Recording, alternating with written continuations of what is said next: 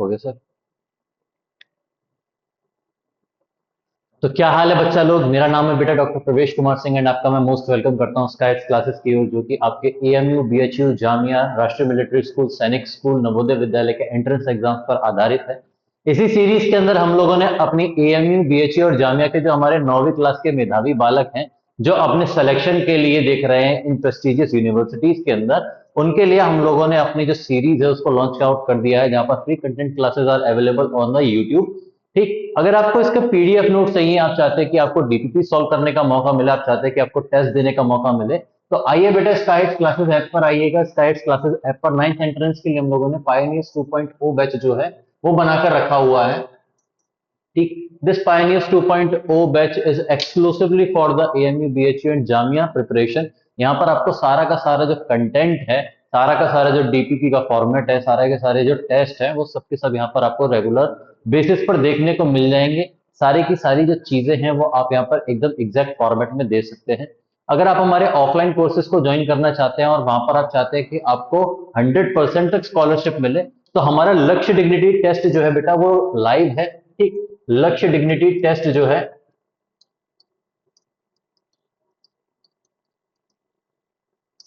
That is live.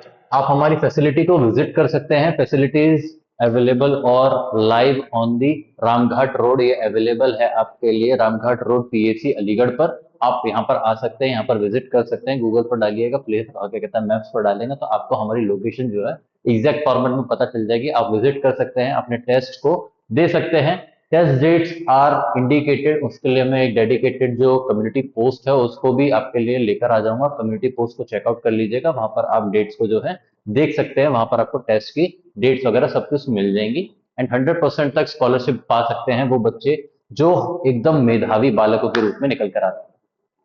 दूसरी बात ये बेटा, हम लोग एक बहुत समय से एक किताब के ऊपर काम कर रहे हैं आप लोग के एंट्रेंस एग्जाम से रिलेटेड। ठीक, उस एग्जाम रिलेटेड, उस एग्जाम ओरिएंटेड बुक के अंदर आपके वो सवाल रखे गए हैं जो मोस्ट इंपॉर्टेंट आते हैं।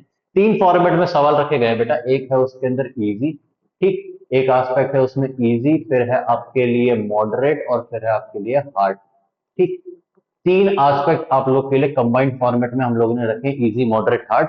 आप जाइए, बुक को खोलिएगा तो आपको आसानी से सारी चीजें मिल जाएंगी। ये आपको मिड ऑफ नवंबर तक जो है अवेलेबल अवेलेबल हो जाएगी, जिसकी अनाउंसमेंट हम लोग यूज तरीके से अपने यूट्यूब चैनल पर ही करेंगे। ठीक, आप इसे मंगा सकते हैं, हम लोग को डायरेक्ट कॉन्टेक्ट आउट कर सके। ठीक, नीचे नंबर्स चल रहे होंगे बेटा, आप नंबर्स पर कॉन्टेक्ट कर लीजिएगा। आपकी जितनी भी दिक्कतें परेशानियां हैं वो सबकी सब सॉल्व आउट हो जाएंगी भाई।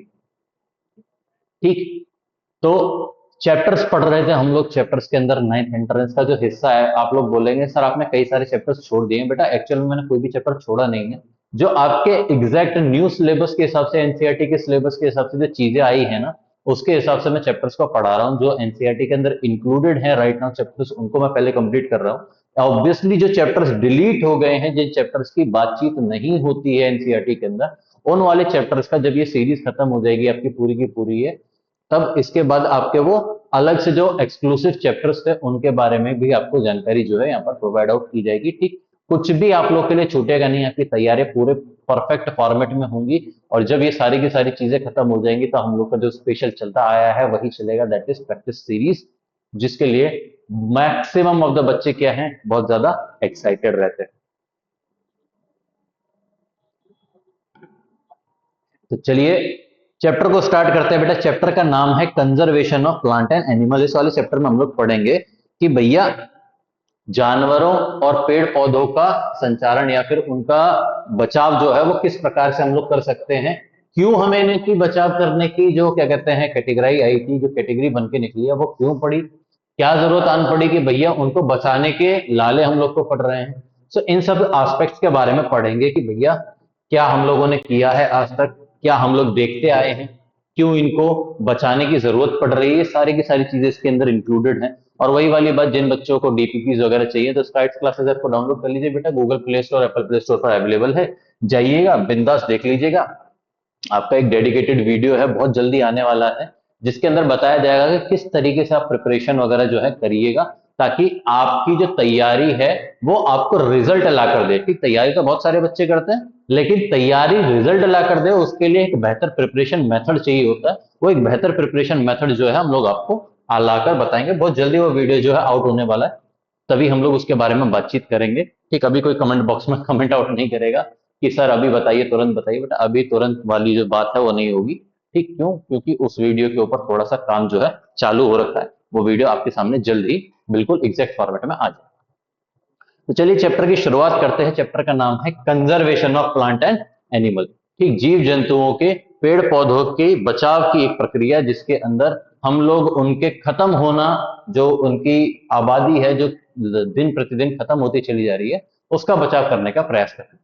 ठीक, so it is a term used to describe the prudent, prudent का मतलब होता है careful and sensible, prudent use of natural resources like air, water, soil, minerals, fuels, forest, plants and animals। ठीक, conservation का मतलब होता है एक ऐसा तरीका जिसके तहत हम लोग क्या करते हैं, केयरफुली और सेंसिबली चीजों का इस्तेमाल करते हैं, जो भी हमारे पास क्या कहते हैं नेचुरल संसाधन हमारे पास मौजूद हैं, उनका एकदम बेहतरीन तरीके से इस्तेमाल करते हैं, ताकि वो बहुत ज्यादा भी ना रहे और एकदम से खत्म भी ना हो जाए, एकदम मॉडरेट फॉर्मेट में चलते रहे, यानी कि उनकी आबादी जो है बरकरार बनी रहे। चाहे वो एयर की बात हो, चाहे वो पानी की बात हो, चाहे वो हवा की बात हो, चाहे वो ईंधन की बात हो, चाहे वो जंगल की बात हो, पेड़ पौधों की बात हो या जानवरों की बात हो। ठीक, तो जैसे बोला जाता है ना कि आइडियल कहानी जो है, आइडियल फ्यूल, आइडियल स्टूडेंट, ठीक, एंड आइडियल डेफिनेशन जो होती हैं वो किताबों में ही अच्छी लगती हैं, क्योंकि असल जीवन में इनमें से किसी भी चीज का मूल रूप जो है हम लोगों ने आज तक हासिल नहीं किया और उसको अपने जीवन में कभी भी इंप्लीमेंट ही नहीं किया है। ठीक, इसका एविडेंट फैक्ट अगर आपको देखना हो तो आप देख सकते हैं कि देश के अंदर पहले शुरुआत में हमारे पास बहुत बड़ा जंगल का एरिया हुआ करता था, लेकिन आज के जमाने में क्या, वो पूरा का पूरा जंगल का एरिया हम लोग साफ कर चुके हैं। वहां पर क्या बना रखी है बेटा, बड़ी बड़ी ऊंची इमारतें बना रखी है। क्यों? क्योंकि हम लोग को अमेरिका जैसा बनना है। ठीक, तो अमेरिका की तरह सीख भी लेनी चाहिए ना। अमेरिका ने तो कंजर्व की क्या कहते हैं कंजर्व भी किया, वो अपने पेड़ पौधों को, जानवरों को बचाना जानते हैं। हमारे देश के अंदर क्या है कि कोई बात नहीं, पेड़ पौधे बाद में देखे जाएंगे, पहले बड़ी बड़ी बिल्डिंगें होनी चाहिए। ठीक, तो सिंपल सी बात है कि हाँ, भारतीयों का कहना या फिर इंसानों का कहना है कि गधा घोड़ा घास से दोस्ती करेगा तो खाएगा क्या। अरे एक्चुअल में घोड़ा कुछ और भी खा सकता है भाई, बट आप घास से दोस्ती तो करके देखो। ऐसे थोड़ी बोल दिए कि उसका बचाव ही करना है। थोड़ा खाओ और थोड़ा बचा कर रखो, ताकि आगे आने वाली फ्यूचर जनरेशन भी उस चीज को देख पाए। लेकिन नहीं, हमारे यहाँ पर यह है कि हम ही तो अकेले हैं, बाद में जो होगा सो देखा जाएगा। सो बाद में जो होगा ना वो देखा किसी पर नहीं जाएगा। तो भयावह रिजल्ट जो है मैं आप लोग को इसकी के बारे में बताऊंगा, भयावह रिजल्ट क्या क्या आने वाले हैं। फॉरेस्ट की बात करी गई है, जंगल क्या होता है। A forest is a large area covered with trees and plants, it provides habitat for the animals and plant. ठीक, जंगल वो इलाका है जहां पर बहुत बड़े इलाके के अंदर पेड़ पौधे मौजूद होते हैं, और उनके पेड़ पौधों के इलाकों के बीच में क्या रहता है, कई सारे जानवर रहते हैं, और उन्हीं के बीच में कुछ टाइप के छोटे छोटे पेड़ पौधे या फिर अन्य जीव भी वहां पर पाए जाते हैं। ठीक, तो एक जंगल की कम्युनिटी या फिर एक फॉरेस्ट कम्युनिटी के अंदर सिर्फ और सिर्फ ट्रीज नहीं होते, उसके अंदर आपके ट्रीज होंगे, माइक्रोब्स होंगे, उसी के अंदर आपके एनिमल्स होंगे, उसी के अंदर आर्थ्रोपॉड्स होंगे, सारी की सारी चीजें उसी के अंदर मौजूद हो जाती है, तब जाकर एक फॉरेस्ट कम्युनिटी बनकर निकलती है या फिर एक जंगल का प्रारूप बनकर निकलता है। ठीक, जंगलों के नाम शायद तक आप लोगों ने सुने हो, बहुत सारे जंगल हैं।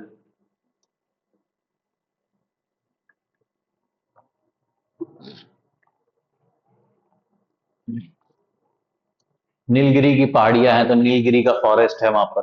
ठीक, अरावली की पहाड़ियां तो अरावली का फॉरेस्ट है। ठीक, हिमालयन फॉरेस्ट भी आता है। आपके सुंदरबन डेल्टा में चले जाइएगा तो सुंदरबन फॉरेस्ट निकल कर आ जाता है। तो बहुत सारे जंगल मौजूद हैं। ठीक, वहां पर क्या हो रखा है, वहां पर पेड़ पौधे भी हैं, भिन्न भिन्न प्रकार के पेड़ पौधे हैं, और वहां पर पाए जाने वाले जीवों की भी संख्या अनोखी है। ठीक, तो एक फॉरेस्ट कम्युनिटी किसके बदल बनती है, एक फॉरेस्ट बनता है जब उसके अंदर क्या होता है बेटा, forest is equals to plants plus animals in huge quantity. जब बहुत ज्यादा अमाउंट में प्लांट और एनिमल देखने को मिलते हैं, तादाद में देखने को मिलते हैं, तब क्या बनता है, एक जंगल का प्रारूप बनकर निकलता है। ठीक, तो जंगल की समस्याएं क्या है भैया, जंगल की समस्याओं के बारे में पढ़ते हैं। पहली समस्या है उसकी सबसे बड़ी डिफॉरेस्टेशन। तो सर क्या होता है डिफॉरेस्टेशन, चलिए डिफॉरेस्टेशन के बारे में बताते हैं। The process of clearing away a forest by cutting them down और burning them is known as deforestation. जब जंगल के इलाकों से पेड़ पौधों की भिन्न रूप से या फिर एकदम एक्सेलरेटेड फॉर्मेट में जब उनकी कटाई चालू हो जाती है या उन्हें जला दिया जाता है, तब डिफॉरेस्टेशन नाम की जो चीज है उसकी उत्पत्ति होती है। ठीक, पीपल क्या करते हैं, हम लोग इंसान की बात कर रहे हैं, इंसान क्या करते हैं भैया, क्यों कर रहे हैं ये सब? इन people clear forest to use the wood और to make a way for farming और डेवलपमेंट। हम लोग क्यों करते हैं? क्योंकि या तो हमें लकड़ी चाहिए, अगर लकड़ी नहीं चाहिए तो वहां पर खेती करनी है, अगर खेती भी नहीं करनी है तो बड़ी बड़ी बिल्डिंगें बनानी है, ऊंची ऊंची इमारतें बनानी है। तो भैया सिंपल सी बात है, हो क्या रहा है वहां पर? जानवरों का घर था। ठीक, आपका घर है, मान लीजिए आपका घर तो ईंट पत्थरों से बना हुआ, लेकिन जानवरों का घर जो है वो जंगल से बना हुआ, पेड़ पौधों से बना हुआ है। आपने उनका घर छीन लिया, अब उनके घर में आप खुद आकर बस गए हैं, तो आप तो इंट्रूडर हुए ना एक तरीके से, जो बाहरी लोग जो होते हैं वो हुए। फिर उसके बाद आप लोग कहते हैं कि शहर के अंदर क्या है, चीते को घूमते हुए देखा गया। अरे शहर के अंदर चीता नहीं घूम रहा है, चीते के घर में शहर बसा हुआ है। ठीक, आपके मेथड्स ऑफ थिंकिंग अलग हो गई हैं, उनकी मेथड ऑफ थिंकिंग अलग नहीं हुई है। तो डिफॉरेस्टेशन के अलग अलग कारण हैं, डिफॉरेस्टेशन के अलग अलग कारण पढ़ेंगे। हो सकता है कि चैप्टर के मिड तक आते आते आप लोग को शायद तक गुस्सा आ जाए, क्योंकि जब तक मैं ये चैप्टर पढ़ाता हूं, मेरी हिस्ट्री रही है तक 3 से 4 बार ये चैप्टर पढ़ा चुका हूं मैं, ठीक, ऑनलाइन फॉर्मेट में। और हर बार मुझे इतना गुस्सा चढ़ जाता है कि मैं कुछ भला बुरा भूल जाता हूं उन सो कॉल्ड डेवलपिंग नेशंस को या फिर सो कॉल्ड डेवलपर्स को। ठीक, तो डिफॉरेस्टेशन और उसके कारणों के बारे में बात करते हैं। अलग अलग प्रकार के डिफॉरेस्टेशन है। एक है procuring land for cultivation. Procuring land for cultivation का मतलब होता है फार्मिंग लैंड बनाने के लिए पेड़ पौधों की कटाई। ठीक, फार्मिंग लैंड बनाने के लिए पेड़ पौधों की कटाई होनी, farming land, for farming land deforestation is required.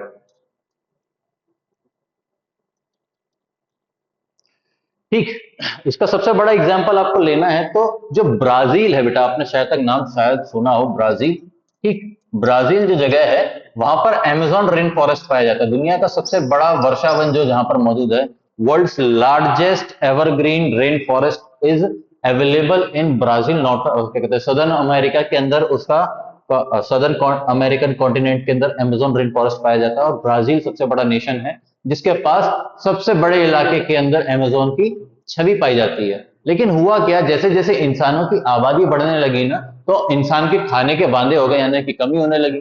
तो उस कमी को पूरा करने के लिए हुआ क्या, धीरे धीरे करके लोगों ने, जो ब्राजील का अमेजोन रेन फॉरेस्ट था, तो ब्राजील की जनता ने क्या किया, अमेजोन का रेन फॉरेस्ट थोड़ा थोड़ा काटना चालू किया और वहां पर क्या करने लगे बेटा, सोयाबीन की खेती करने लगे।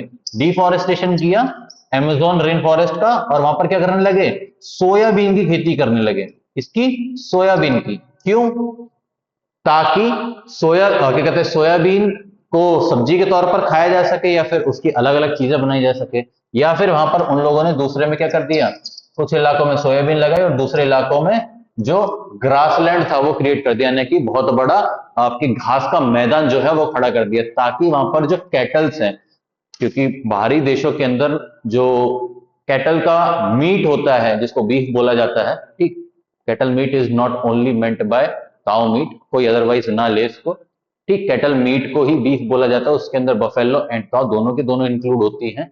तो वहां पर काउ की बात करो या बफेलो की बात करो, दोनों क्या कहते हैं, दोनों ही टाइप के चीजों को रेस किया जाता था, ताकि उनकी मीट को सेल आउट करके बहुत ज्यादा प्रॉफिट कमाया जा सके। क्योंकि मैक्सिमम ऑफ द नेशंस जो हैं वो क्या है बेटा, मीट ईटर है, यानी कि कार्निवोर तरीके के हैं, मांस खाना पसंद करते हैं। तो मांस की प्रवृत्ति या फिर मांस का जो क्या कहते हैं रेगुलर सप्लाई है वो कम खत्म ना हो, लोगों के पास पैसे की बरकरार रहे, खाना भी बरकरार रहे, तो इसके लिए क्या किया उन्होंने, जंगल काटे, वहां पर बहुत बड़े घास के मैदान लगा दिए और वहां पर कैटल रियरिंग होने लगी, यानी कि जो गाय भैंस होती है उनके चरवाहे रहने लगे। और उन कैटल्स का रियरिंग इसलिए किया जा रहा है, या तो डेयरी फार्म लगाया जा सके या फिर उनके मांस को बेचकर घना मोटा पैसा कमाया जा सके। तो इन दोनों के बीच में एक चीज देखिएगा, हुआ क्या, इन दोनों के बीच में हुआ ये कि भैया जो उस जंगल के इलाके में जितना इलाका आपने क्लियर किया है, उस इलाके में कोई जानवर रहता था पहले, आपने क्या किया, उस जानवर का घर छीन लिया, अब वहां पर दूसरे जानवर आप रखना चाह रहे हैं। ठीक, तो अल्टीमेटली जो ओरिजिनल कम्युनिटी थी वो तो भैया अपनी जगह से शिफ्ट हो गई ना, उनका घर तो आपने छीन लिया। अब वो आपके जानवरों के ऊपर या फिर किसानों के ऊपर, वही जानवर जब आपके ऊपर हमला करते हैं तो आप बोलते हैं कि फलाने फलाने तेंदुए ने या फिर शेर ने क्या किया, एक फार्मर की जान ले ली, या फिर 4-5 गायों को खींच कर ले गया। अरे भैया वो खींच कर ले जाएगा, तुम उसके घर में घुसे हुए हो। सिंपल सी बात अपने ऊपर अप्लाई करके देखिएगा। अगर आपके घर में घुस के कोई और रहने लगे तो आपको अच्छा तो लगेगा नहीं। ठीक, आप भी उसको मारने पीटने का प्रयास करोगे, घर से भगाने का प्रयास करोगे, और फिर वो बाहर जाकर एफआईआर लिखा दे पुलिस के अंदर कि ये जो आदमी है ये मेरे को घर में मार रहा है। ठीक, सो आप जाके तो बोलोगे ना भैया कैसा घर, घर तो मेरा है, मैंने बनाया, मेरी मेहनत है उसके अंदर। तो वो बोलेगा तो तेरी मेहनत है तो क्या मैंने वो लाकर खरीद लिया। So this is the thing with humans. Humans क्या करते हैं, इंसान को लगता है कि हम लोग बहुत प्रकृति से ऊपर हैं, ऊपर वाले से भी ऊपर पहुंच गए, ठीक, अल्लाह और भगवान से भी ऊपर हो गए। तो बाकी जानवर क्या है, हमारे लिए कीड़े मकोड़े समान है, सबको साइड कर सकते हैं। ठीक, तो इसको बोलते हैं miss use of power. Sorry अगर भावनाओं में थोड़ा सा बह गया हूं बेटा, लेकिन ये चीज समझाने के लिए आपको इस टाइप का एग्जाम्पल देना पड़ा। ठीक, तो प्रोक्योरिंग लैंड फॉर कल्टीवेशन यानी कि फार्मिंग के लिए लैंड की जरूरत थी। So forest trees are cut down to obtain more agricultural land for cultivation of crops to feed the increasing population. ठीक, पेड़ पौधों को काटा जाता है, जंगल के बहुत बड़े इलाके को साफ करके वहां पर क्या कर दिया जाता है बेटा, खेती की जाती है, ताकि जो इंसानों की आबादी जो एकदम भयंकर तरीके से बढ़ रही है उसका पेट भरा जा सके। तो हमारा पेट भरने के लिए दूसरों को ही मार दिया जाता है, ये सिंपल चीज है। ठीक, अब कई लोग बोलेंगे सर ये तो प्रकृति का नियम है। बेटा प्रकृति का नियम तो ये भी कहता है कि एक समय के बाद जो सबसे बड़ी पॉपुलेशन होती है ना, जो दुनिया में सबसे ज्यादा ताकतवर होती है, वो चुटकियों में खत्म हो जाती है। अगर एग्जाम्पल आपको देखना हो तो डायनासोर के विलुप्त होने की कहानी पढ़ सकते हो। डायनासोर दुनिया में पाए जाने वाले 65 मिलियन साल पहले दुनिया में पाए जाने वाले सबसे ताकतवर जीव थे, लेकिन आज उनके अंशज भी नहीं मिलते हैं। ठीक, थोड़े से अंश मिलते हैं, वो भी हड्डियों के रूप में। तो भयावह मौत होती है उनकी जो अपने आप को क्या मानने लगते हैं कि हम ऊपर वाले से बड़े हो गए हैं या फिर हम प्रकृति से बड़े हो गए हैं। दूसरा है बिल्डिंग हाउसेस एंड फैक्ट्रीज। क्यों पेड़ पौधे काट रहे हैं भाई, क्योंकि हमको घर चाहिए, हमको फैक्ट्रीज चाहिए। क्यों चाहिए घर, घर चाहिए रहने के लिए, किसके लिए, for living. Houses are required for living. ठीक, अब किसी को 2 BHK का फ्लैट चाहिए, किसी को 5 BHK का फ्लैट चाहिए, किसी को बंगला चाहिए, किसी को कोठी चाहिए। ठीक, और लैंड जो है क्या कहते हैं, जो धरती जो है वो बहुत लिमिटेड है। अब ऐसा तो है नहीं समुद्र के ऊपर आप 4 BHK या 5 BHK का फ्लैट बना लीजिएगा, नहीं बना पाओगे। तो क्या करोगे, आप रहना चालू करोगे जंगल के इलाकों को। आपने क्या किया, एक बड़ा सा बिल्डर आया, उसने बोला कि ये जंगल जो है इसको साफ करो। इधर पे मैं अपने एकदम बढ़िया स्मार्ट सिटी लेकर आऊंगा। इस स्मार्ट सिटी में बढ़िया बढ़िया विलाज होंगे, बढ़िया बढ़िया फ्लैट्स होंगे, लोग एकदम मस्त लग्जरी लाइफ जिएंगे। तो वो लग्जरी लाइफ जीने के लिए आपने क्या किया, एक जंगल की बलि दे दी। उस जंगल के अंदर सिर्फ जानवर ही नहीं, कई प्रकार के कीड़े मकोड़े, अलग अलग प्रकार के विलुप्त प्रजातियां जो थी वो पाई जाती थी, और वो साफ सुथरी हो गई। दूसरा, फैक्ट्रीज लगानी है। फैक्ट्रीज क्यों लगानी है भैया, फैक्ट्रीज लगानी है एम्प्लॉयमेंट के लिए। किसके लिए, एम्प्लॉयमेंट के लिए। ठीक, इंसान की नया टोटला भी तो है कि नौकरी चाहिए। ठीक, सिंपल सी बात है, नौकरी चाहिए, तो नौकरी के लिए क्या चाहिए भैया, फैक्ट्री होनी चाहिए। ठीक, फैक्ट्री लगानी है, एम्प्लॉयमेंट के लिए लगानी है, गुड्स के लिए लगानी है, सामान चाहिए भिन्न भिन्न प्रकार के। ठीक, अब घर हो, घर में टीवी ना हो, घर में वाईफाई ना हो, घर में फोन ना हो, घर में फ्रीजर ना हो, घर में एसी ना हो, तो मजा नहीं आएगा, है ना। ये तो बहुत छोटे आइटम बताए, भी तो और भी हैं। तो ये सब बनाने के लिए फैक्ट्री लगानी पड़ेगी। और फैक्ट्री लगाने के लिए अब ऊपर वाले क्या कहते हैं, स्पेस में जाकर तो लगाओगे नहीं, या समुद्र के भीतर तो लगाओगे नहीं, कहाँ लगाओगे, धरती पर लगाओगे। धरती पर रहने के लिए जगह नहीं बच रही इतनी, तो जंगल साफ कर लो, इधर पे लगा लेंगे, काम खत्म हो गया। तो जंगल पे क्या कर लगाया आपने, जंगल काटा और वहां पर बढ़िया बढ़िया फैक्ट्री लगा दी और वहां पर कचरा फैलाना चालू कर दिया। The trees are cut down to build homes, factories, roads, dams etcetera. ठीक, चाहे रोड बनाने की बात हो तो जंगलों को हटा दो, डैम बनाने की बात हो तो जंगलों को हटा दो, घर बनाने की बात हो तो जंगलों को हटा दो, खेती करनी है तो जंगलों को हटा दो। ठीक, तो सिंपल सी बात है, इंसान का एक ही सोल्यूशन, भाई कुछ नहीं बचा, एक काम करो जंगलों को हटा दो। तो सिंपल सी बात, एक आपके मन में सवाल उठना चाहिए कि अगर दुनिया से सारे जंगल हटा ही देंगे तो फिर क्या करेंगे, फिर उसके बाद कुछ नहीं करेंगे, उसके बाद प्रकृति करेगी जो करना होगा आपको। ठीक, क्या कहते हैं, सांस के लिए ऑक्सीजन नहीं बचेगी, खाने के लिए खेती नहीं बचेगी, और बारिश के लिए पानी नहीं बचेगा। सिंपली फिर निपट जाओगे, काम खत्म हो जाएगा, पूरा का पूरा अर्थ कंटेमिनेट कर दोगे। ठीक, तीसरा है मेकिंग वेरियस प्रोडक्ट्स। अलग अलग प्रकार के प्रोडक्ट बनाने के लिए हमको जंगलों को काटना पड़ता है। ठीक, आप जो कॉपी पढ़ रहे हैं, आप जो बुक पढ़ रहे हैं, उसमें पेपर लगता है बेटा। पेपर बनाने के लिए क्या चाहिए, आपको चाहिए वुड, लकड़ी चाहिए। ठीक, लकड़ी में क्या होता है, सेलुलोज होता है। ठीक, क्या होता है? सेलुलोज होता है। इसी सेलुलोज से पेपर बनाया जा सकता है। ठीक, इसी सेलुलोज से पेपर बनाया जा सकता है। लकड़ी के दरवाजे, एक घर में लकड़ी के दरवाजे अगर हों तो शायद तक देख लीजिएगा किसी ना किसी पेड़ को काट कर ही बने। ऐसा नहीं है कि किसी पेड़ ने दान कर दिया और ले बेटा घर पे जाकर लगा दिया, अच्छी लगेगी। ठीक, खिड़की हो गई, आपके सोफे हो गए, आपकी डाइनिंग टेबल हो गई। ठीक, या फिर वो महंगी महंगी घड़ियां आने लगेगी, जैसे कि अखरोट की लकड़ी की एक घड़ी आती है, उसकी स्टार्टिंग कीमत ही 15 से 20 लाख के करीब पर होती है, जिसमें बोला जाता है कि इसमें दीमक नहीं लगेगी, एकदम बढ़िया वाली क्वालिटी की लकड़ी, क्या कहते हैं, घड़ी है। तो घड़ी तो भाई घर में छोटी वाली वो प्लास्टिक की भी लगा लोगे ना तो भी दिख जाएगा, टाइम ही तो देखना है तुमको। But we are humans. ठीक, इंसान की एक खासियत है कि वो जब तक किसी चीज को पूरी तरीके से बर्बाद नहीं कर देता तब तक वो चैन नहीं लेता। एग्जैक्ट फिगर है और एग्जैक्ट बात भी है।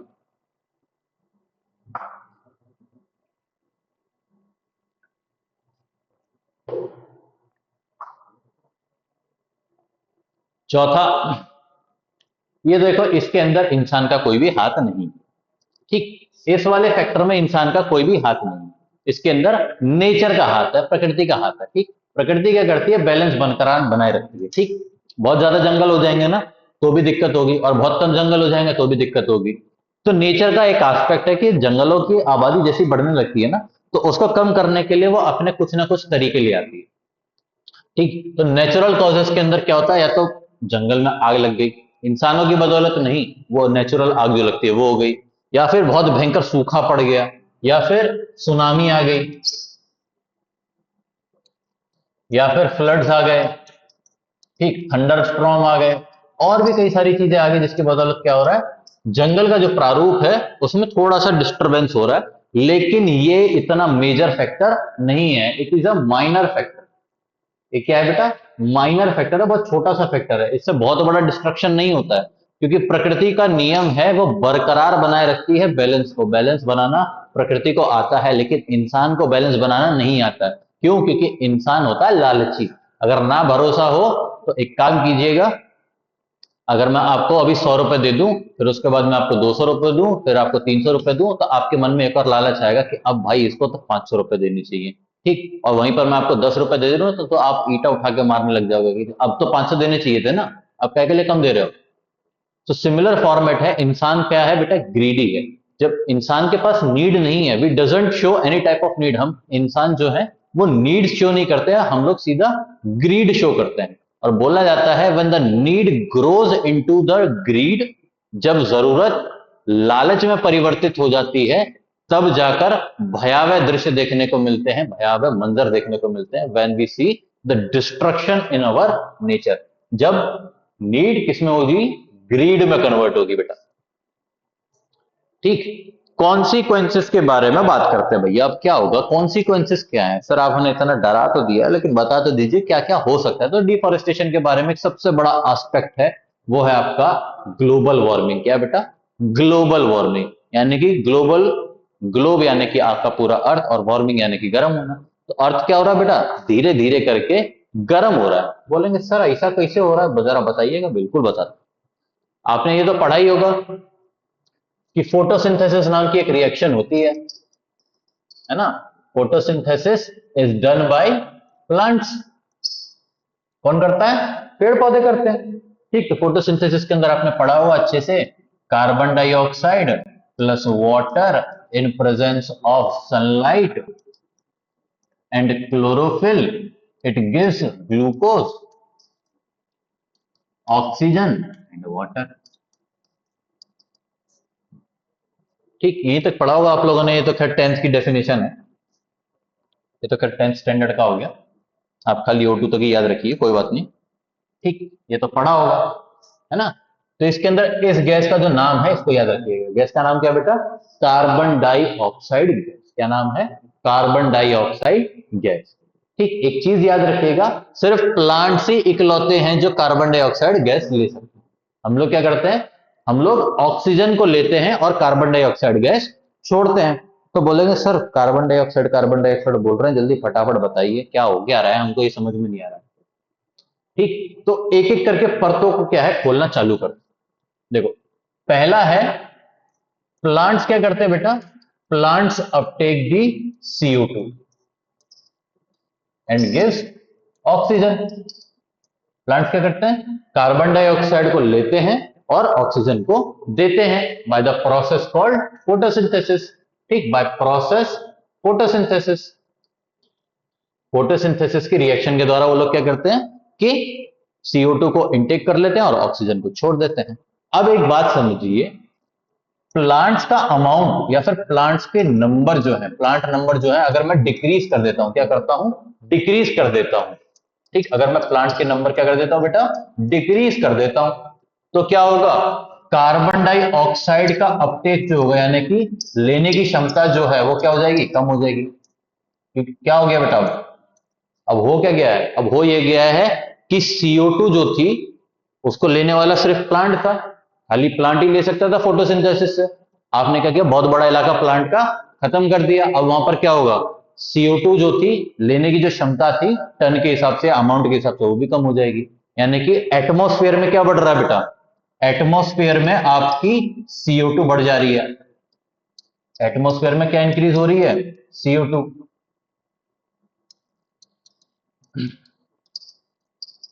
एटमॉस्फेयर में CO2 इंक्रीज हो गई। अब देखो, प्लांट CO2 लेते थे और ऑक्सीजन देते थे, तो प्लांट का नंबर डिक्रीज हो गया, तो कार्बन डाइऑक्साइड एटमॉस्फेयर में इंक्रीज हो गई, तो ऑक्सीजन जो है, ऑक्सीजन क्या होगी, ऑक्सीजन विल डिक्रीज।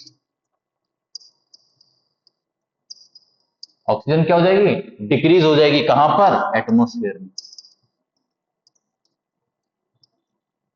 ठीक, कार्बन डाइऑक्साइड ज्यादा ली नहीं, अगर उसने कार्बन डाइऑक्साइड प्लांट ने ज्यादा ली नहीं तो वो ऑक्सीजन ज्यादा देगा नहीं, तो अल्टीमेटली क्या होगा, एटमॉस्फेयर में जो ऑक्सीजन थी उसकी कमी हो रही है हल्की हल्की। ठीक, और कार्बन डाइऑक्साइड इंक्रीज हो रहा है। आपको इस पर ध्यान नहीं देना, आपको ध्यान देना है बेटा इस पर। कार्बन डाइऑक्साइड में कार्बन डाइऑक्साइड एटमॉस्फेयर में क्या हो रही है बेटा, इंक्रीज हो रही है। क्या हो रही है, इंक्रीज हो रही है। अब चीज इसको याद रखिएगा। ठीक, CO2 is increasing in atmosphere.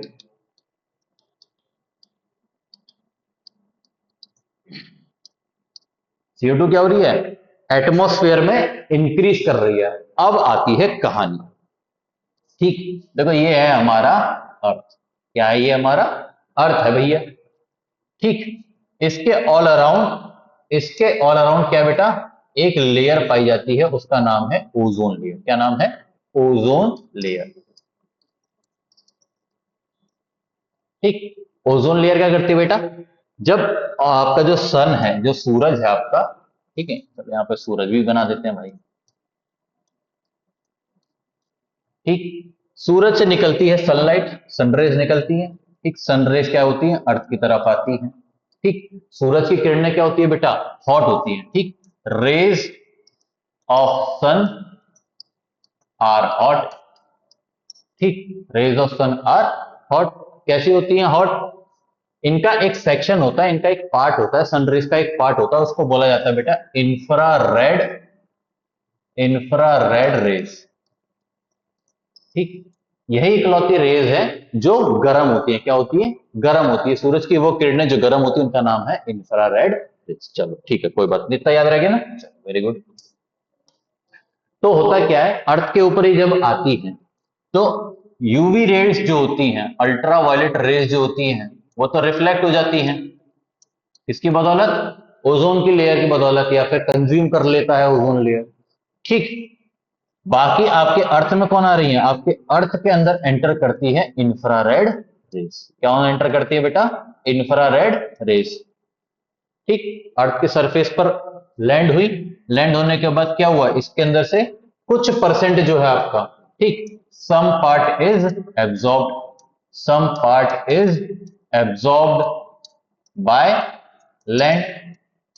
कुछ पार्ट क्या हो गया, लैंड द्वारा एब्जॉर्ब कर लिया गया। ठीक, कुछ हिस्सा क्या कर लिया गया, लैंड के द्वारा एब्जॉर्ब कर लिया गया। अर्थ के ऊपर 70% वाटर है। ठीक, कुछ हिस्सा क्या हो गया बेटा, रिफ्लेक्ट हो गया। सम is reflected, some is reflected by water. ठीक, इसको सुनते जाइएगा, आप एकदम से कोरिलेट कर लेंगे। ठीक, तो क्या हो गया भैया, अब वो रिफ्लेक्ट हो गई। अब क्या हो गई, वो रिफ्लेक्ट हो गई। अब खेल आता है एक बढ़िया वाला। ठीक, इंफ्रारेड रेज ओजोन लेयर को पार करके अर्थ पर तो आ गई है, लेकिन अब ये ओजोन लेयर को पार करके बाहर नहीं जा पाएगी। ठीक, infrared raise can enter the earth but can not quit the atmosphere of earth because of ozone layer. और उससे पहले भी ये हो जाता है कि आपके अर्थ पर पाई जाती है बेटा क्या, आपके अर्थ पर पाए जाते हैं ग्रीन हाउस गैसेस। ठीक, ग्रीन हाउस गैसेस। ठीक, ये रही आपकी ग्रीन हाउस गैसेस।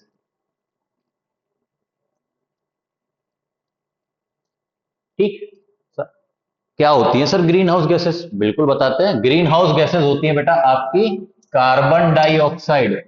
ठीक, अभी सुनिएगा खाली क्यों होती है ग्रीन हाउस गैस, क्यों बोलते हैं इनको, अभी बताऊंगा आपको।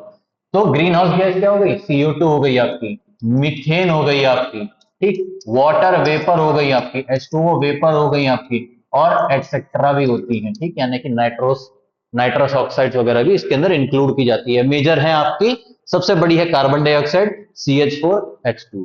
ठीक, तो अब कहानी याद रखिएगा, CO2 is increase in atmosphere due to deforestation. ठीक, किसकी बदौलत हुआ था, ड्यू टू डिफॉरेस्टेशन।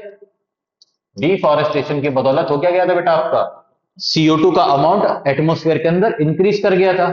ठीक, तो हुआ क्या, एटमोस्फेयर के अंदर CO2 का अमाउंट इंक्रीज हो रहा है, यानी कि ग्रीन हाउस गैस का अमाउंट इंक्रीज हो रहा है। होता यह है कि जो आपके इंफ्रारेड रेज है ना बेटा, ये क्या करती हैं, ये घुस जाती हैं आपके, ये घुस जाती हैं आपके ग्रीन हाउस गैस के अंदर। ठीक, दे गॉट ट्रैप इनटू, ठीक, infrared rays got trapped into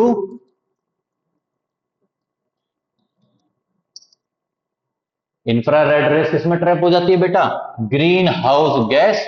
ठीक, और मैं इसको ग्रीन हाउस गैस लिखने से ज्यादा बेटर है, सीधा बोल देता हूं CO2, कार्बन डाइऑक्साइड के अंदर क्या हो गई बेटा, अब ये ट्रैप हो गई। ठीक, इंफ्रारेड रेस कैसी थी बेटा, हॉट सन रेस थी। कैसी थी, हॉट सन रेस थी।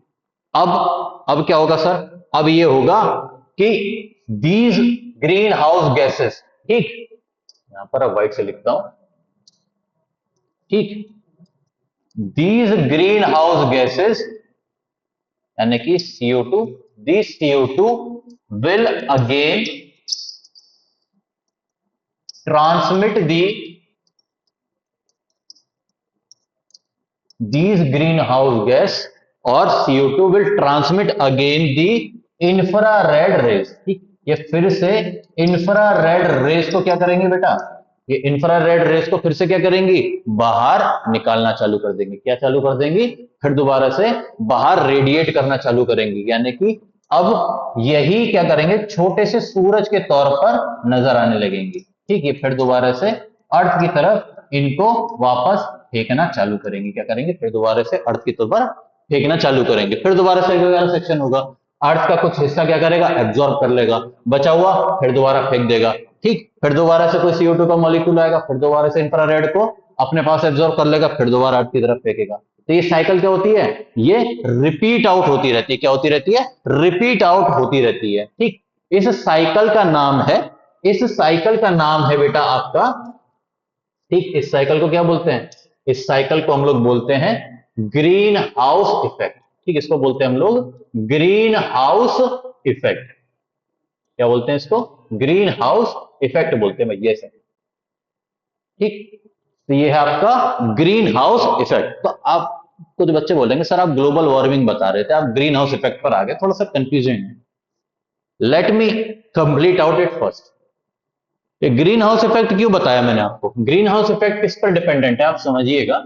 Green house effect is depend upon, या फिर is dependent upon, green house gas किस पर, ग्रीन हाउस इफेक्ट डिपेंड किस पर है, ग्रीन हाउस गैसेस पर। ठीक, ग्रीन हाउस गैसेस पर डिपेंड है। ठीक, और ग्रीन हाउस इफेक्ट क्या है, रेगुलर वार्मिंग ऑफ, या फिर क्या कहते हैं, cyclic warming of earth surface due to the sun rays, ठीक, अर्थ के सरफेस की बार बार गर्म होने की वो प्रक्रिया, जिसके अंदर होता क्या है, अर्थ धीरे धीरे करके हीट अप होता चला जाता है, ठीक, ये नॉर्मल चीज है। Green house effect is a normal thing, it's a normal aspect of earth, ठीक।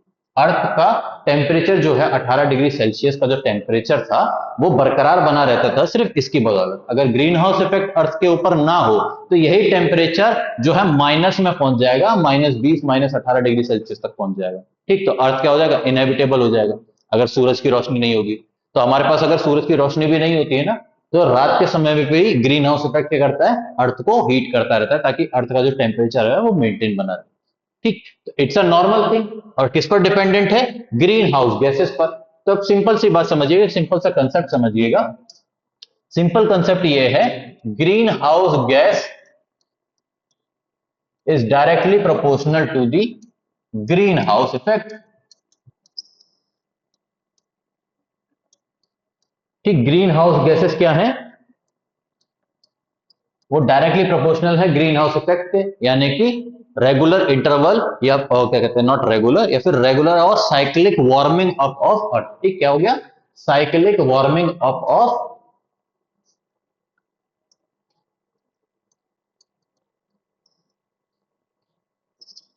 ठीक, cyclic warming up of earth, ठीक। अर्थ का साइक्लिक वार्मिंग हो रही है, क्या हो रही है, गर्माहट आ रही है, उसको ग्रीन हाउस इफेक्ट बोल दिया गया है, ठीक। किसकी बदौलत, ग्रीन हाउस गैसेस की बदौलत।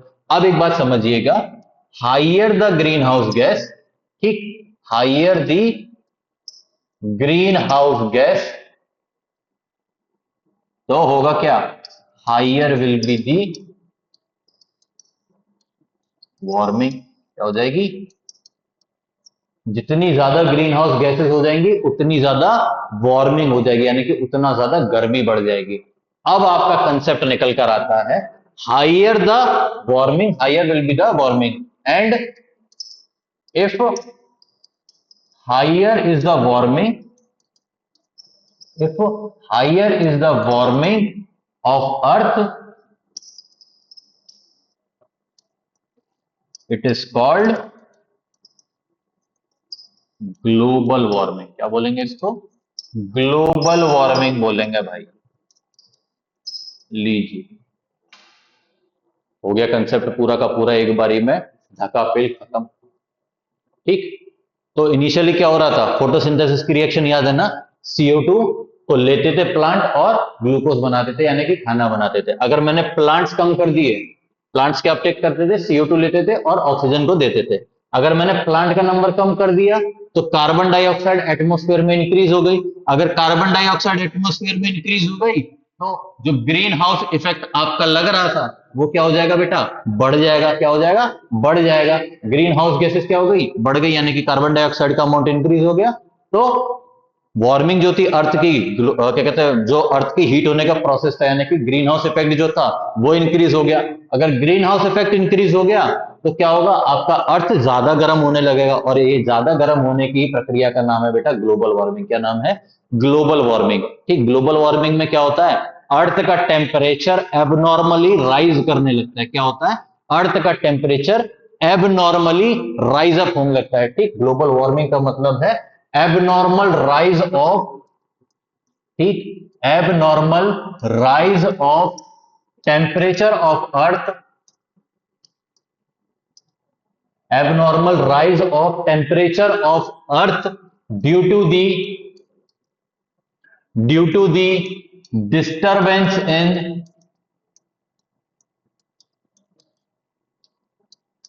greenhouse effect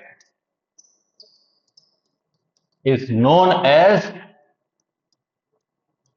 global warming, ठीक। क्या होता है ये, एबनॉर्मल टेम्परेचर राइज होता है किसका बेटा, अर्थ का एबनॉर्मल टेम्परेचर राइजिंग की वो प्रक्रिया, जो कि हो क्यों रही है, क्योंकि आपका जो ग्रीन हाउस इफेक्ट था वो डिस्टर्ब हो गया है, उसकी साइकिल डिस्टर्ब हो गई है। इसी को हम लोग ग्लोबल वार्मिंग बोलते हैं। इसका सबसे बड़ा भयावह इफेक्ट ये है कि जो आइस शीट वाले इलाके हैं, एंटार्क्टिक हो गया, ग्रीन हाउस हो गया, सॉरी एंटार्क्टिक हो गया, ग्रीनलैंड हो गया, आपका हिमालयन रीजन हो गया, या फिर रशियन एम्पायर हो गया, वो सारा का सारा इलाका जहां पर बहुत ज्यादा बर्फ जमी हुई है, बहुत ज्यादा आइस शीट मौजूद है, अगर टेम्परेचर हल्का सा भी राइज होता है, अगर 0.5 डिग्री सेल्सियस भी यानी कि आधा डिग्री सेल्सियस भी इंक्रीज होता है, तो वहां पर उसका annual temperature rise shift increase हो जाता है, और होगा क्या, जो जमने की प्रक्रिया है, आपके बर्फ के जमने की जो प्रक्रिया है वो धीरे हो जाएगी, और अगर वो धीरे हो गई तो अल्टीमेटली ग्लोबल वार्मिंग का इफेक्ट ये निकल कर आएगा कि जो समुद्र के अंदर पानी की है उसका लेवल इंक्रीज हो जाएगा। क्यों? क्योंकि बर्फ पिघल रही है, पिघलकर समुद्र के अंदर मिल रही है, और पानी जो है वो लगातार वॉल्यूम में इंक्रीज होता चला जाएगा। और इसका नुकसान ये होगा, जितनी भी कोस्टल रीजन्स हैं, जितने भी कोस्ट वाले रीजन हैं हमारी दुनिया में, वो सारे के सारे क्या हो जाएंगे, जलमग्न हो जाएंगे, पानी में डूब जाएंगे। एबनॉर्मल फ्लडिंग जो है वो आपको देखने को मिलेगी, और अल्टीमेटली बहुत ज्यादा जान और माल का, यानी कि लाइफ और गुड्स का नुकसान जो है हम लोग को झेलना पड़ेगा। ठीक, ये है आपका पूरा का पूरा ग्लोबल वार्मिंग का इफेक्ट। ठीक, समझ आया? ठीक, आई होप आप लोग को समझ आया होगा। ठीक है, तो इतनी बड़ी साइकिल मैंने आप लोग को सिर्फ एक छोटा सा कंसेप्ट बताने के लिए बताया।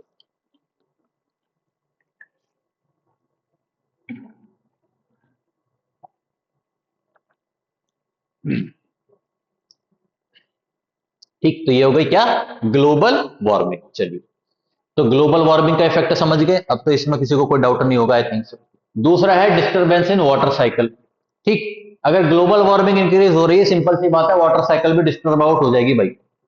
कैसे? जितने ज्यादा पेड़ कम, उतना ज्यादा क्या होता है बेटा, पेड़ों को बोला जाता है ट्रीज आर द वाटर अट्रैक्टर्स।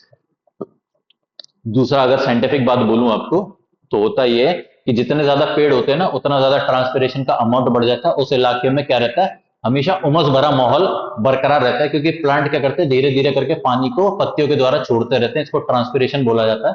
तो अर्थ के ऊपर क्या रहता है, पानी का टेम्परेचर जो है वो सॉरी, पानी का जो लगाव है वो परमानेंट वहीं पर बरकरार रहता है, और इसकी बदौलत फायदा हो जाता है किसको भैया, इसके बदौलत फायदा होता है वाटर साइकिल का। तो अगर पेड़ पौधे कम हो गए तो ट्रांसपिरेशन कम हो जाएगा, अगर ट्रांसपिरेशन कम हो गया तो बादल कम आएंगे, और बादल कम आएंगे तो सिंपल सी बात है, जो आपका पानी पीने का हो गया, नहाने का हो गया, खाने का हो गया, वो हो जाएगा डिस्टर्ब, यानी कि पूरी की पूरी वाटर साइकिल क्या हो जाएगी, बर्बाद हो जाएगी एक बारी में। ठीक, और अगर वाटर साइकिल बर्बाद हो गई आपकी, ठीक, यानी कि बरसात हो रही है तो इतनी भयंकर बरसात हो रही है किसी जगह पर कि पूरा का पूरा इलाका बहा कर ले गई, कहीं पर बिल्कुल ही बारिश नहीं हो रही है, तो वाटर साइकिल अगर डिस्टर्ब आउट हुई तो सिंपल सी बात है, पूरा का पूरा इलाका खत्म हो जाएगा, पूरे की पूरे इंसान की जो प्रजाति है वो निपट जाएगी। तीसरा इफेक्ट होता है सॉइल इरोजन और डेजर्टिफिकेशन। ठीक, सॉइल इरोजन का मतलब होता है मिट्टी का कटाव या फिर मिट्टी का डिग्रेडेशन, डिग्रेडेशन ऑफ सॉइल। मिट्टी क्या होती है बेटा, उपजाऊ होती है। ठीक, मिट्टी को हम लोग बोलते हैं ना, धरती माँ का नाम देते हैं। ठीक, तो किसान उसको माँ के तौर पर जानते हैं, क्योंकि वो खाने को प्रोवाइड कराती है। तो अगर मिट्टी की ऊपरी सतह जो है, जो कि मोस्ट फर्टाइल है, वो उड़कर या फिर बहकर कहीं और चली गई, या फिर वो रेत के तौर पर कन्वर्ट हो गई, जैसे कि रेगिस्तान की रेत होती है ना, उसके तौर पर कन्वर्ट हो गई, तो सिंपल सी बात है, आप वहां पर कुछ भी नहीं कर पाओगे। और सॉइल इरोजन और डेजर्टिफिकेशन जो है आज के समय में सबसे बड़ी समस्या है, जो दुनिया का हर एक देश आज से 20 से 30 साल बाद झेलने वाला है। हमारे देश में इसके इफेक्ट जो है पंजाब वाले क्षेत्र में देखने को मिल रहे हैं। ठीक, सॉइल इरोजन और डेजर्टिफिकेशन जैसे कंसेप्ट आपको देखने को मिल जाएंगे। इनका नुकसान क्या है बेटा, लो क्रॉप प्रोडक्शन। ठीक, खाने की खेती क्या हो जाएगी, खेती जो हो जाएगी कम हो जाएगी, और खेती कम होगी तो सिंपल सी बात है, आधे से ज्यादा इलाके में, देशों में या फिर दुनिया में भुखमरी के हालात पैदा होंगे, और फिर वही वाली कहानी कि इंसान इंसान से लड़ना चालू करेगा और एक दूसरे को मारना चालू करेगा भाई, और यही करेगा। ठीक, चौथा है फ्लड। ठीक, या फिर मैं इसको बोलूं नेचुरल डिजास्टर। ठीक,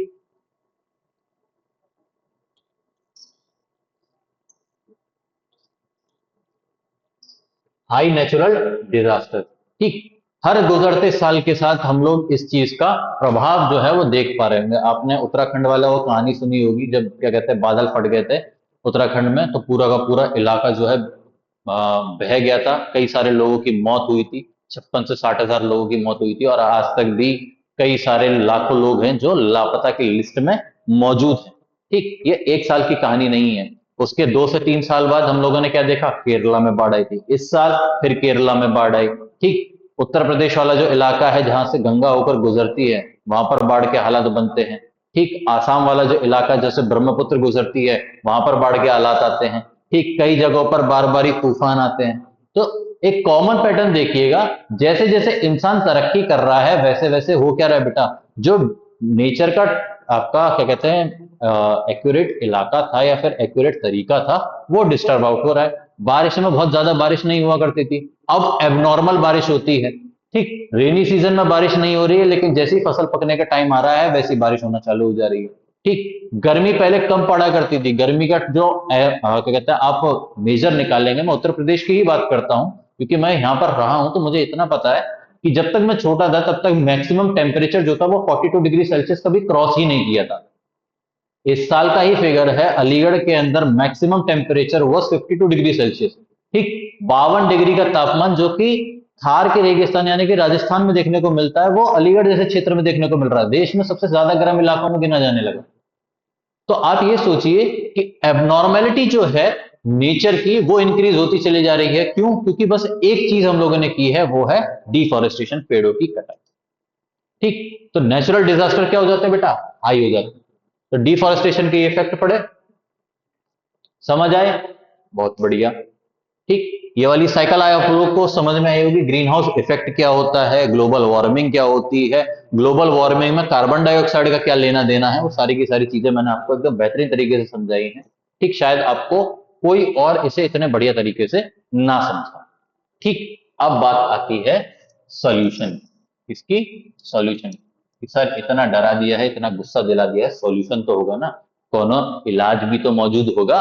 बिल्कुल। ठीक, आप पेड़ की कटाई कर रहे हो, कोई बात नहीं, जितने पेड़ काटे हैं उससे 10 गुने ज्यादा लगा दो। एक पेड़ काटा 10 पेड़ लगा दो। ठीक, सो तरीका निकल कर आता है रिफॉरेस्टेशन का, जिसको अब धीरे धीरे अपनाया जा रहा है और इसकी रफ्तार को इंक्रीज करना इंसानों की मजबूरी है। ठीक, क्योंकि नेचर का एक नियम है। ठीक, जो नेचर को डिस्टर्ब करने आता है ना, नेचर उसको ही खत्म कर देती है। ठीक, एविडेंट फैक्ट है, धरती जब से बनी है तब से लेके अब तक 7 मेजर डिजास्टर हो चुके हैं, जिनमें जो सबसे ज्यादा ताकतवर स्पीशीज थी धरती के ऊपर, उनको धरती से उखाड़ फेंका था नेचर ने, प्रकृति ने। ठीक, तो अब 7वीं हम ही है, तो हमारे भी उखड़ के निपटने वाले जो दिन है वो बहुत जल्दी करीब आ जाएंगे अगर हमारी हरकतें सिमिलर रही। सो रिफॉरेस्टेशन क्या है? It is a restocking of destroyed forest by planting new trees, generally the same species. ठीक, रिफॉरेस्टेशन वो तरीका जहां पर हम दोबारा से उन्हीं पेड़ पौधों को उसी इलाके में लगा रहे हैं, उसी फॉरेस्ट के अंदर लगा रहे हैं जिन इलाकों को हमने खत्म कर दिया था, और जनरली वही पेड़ पौधे लगाए जाते हैं जो पेड़ हम लोगों ने काटे। ठीक, जिस प्रजाति के पेड़ हम लोगों ने काटे हैं उसी प्रजाति के पेड़ पौधों को उन्हीं जंगलों में दोबारा से रोपने की प्रक्रिया का नाम है रिफॉरेस्टेशन। ठीक, भारत में कई सारे कंजर्वेशन एक्ट जो हैं, जो जंगलों को बचाने के लिए आए हैं, वो चालू किए गए हैं, लागू किए गए हैं और इनको देखा भी जाता है।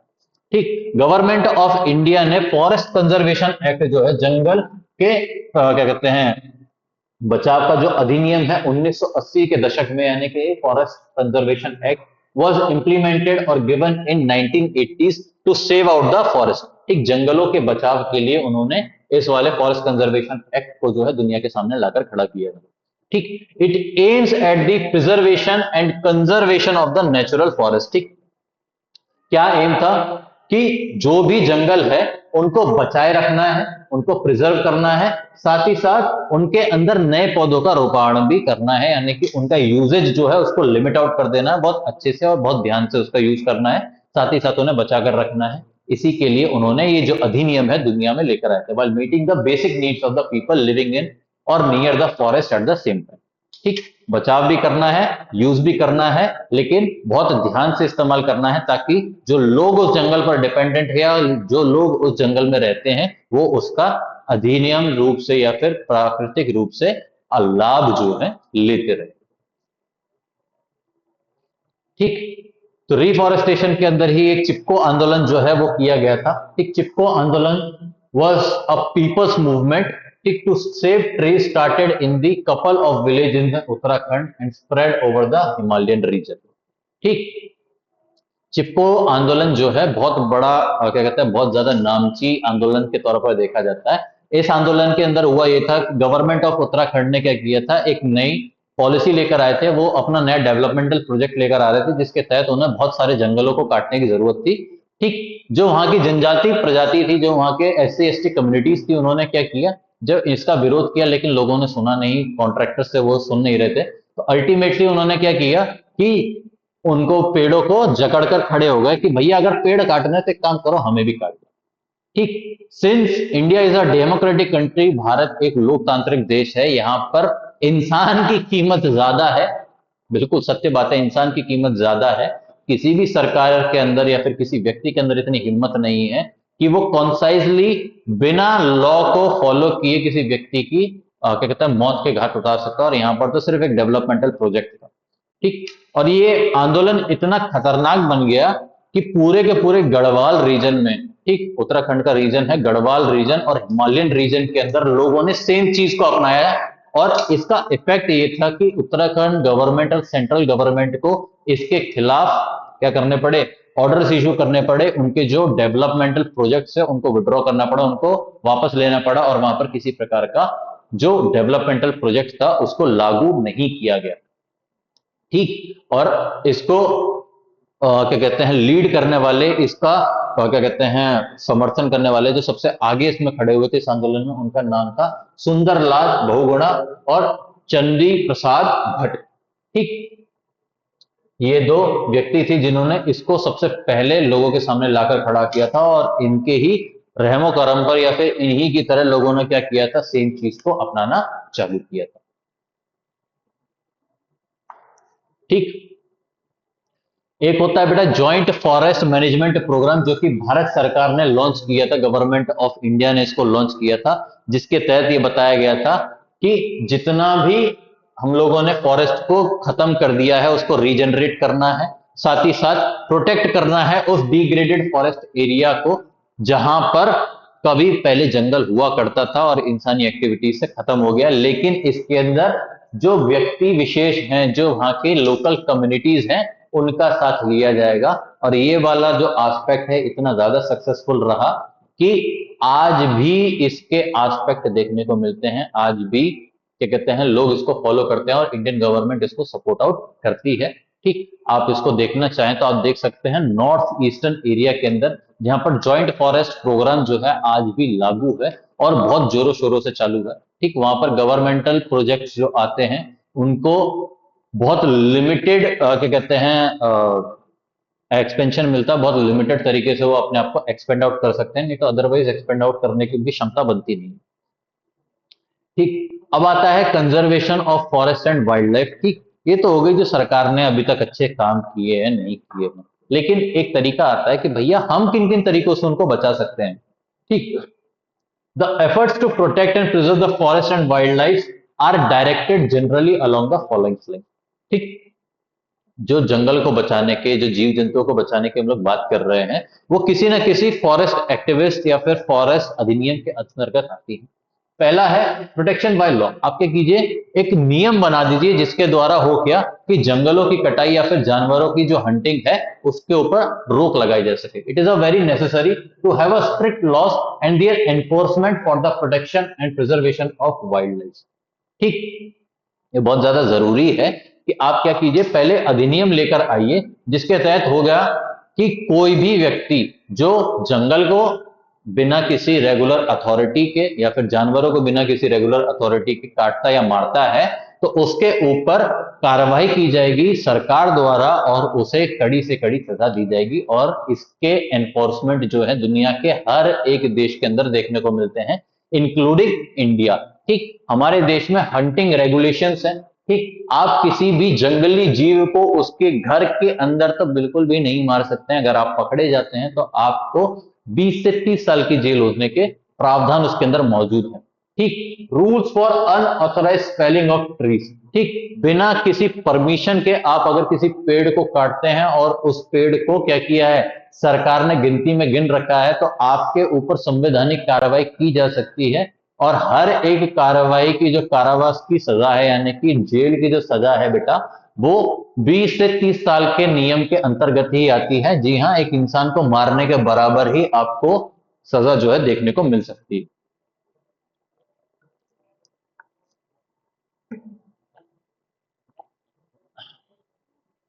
ठीक, दूसरा है एफॉरेस्टेशन। आपने नियम बना दिए, लेकिन जो जंगल कट गए हैं या फिर जो जानवर मर गए हैं, वहां पर क्या करना है आपको? एफॉरेस्टेशन एक ऐसा act of planting of trees है जो कि replace then the cut ones. ठीक, it is an act for planting more trees to replace that ones that are cut. ठीक, एफॉरेस्टेशन यानी कि फॉरेस्ट का दोबारा से रिस्टोरेशन हो रहा है। ठीक, क्या हो रहा है? फॉरेस्ट का रिस्टोरेशन हो रहा है। ठीक, it also takes naturally if area is left undisturb. अब आप बोलेंगे सर रिफॉरेस्टेशन और एफॉरेस्टेशन में डिफरेंस क्या है? देखो, reforestation can be done anywhere. ठीक, reforestation can be done anywhere.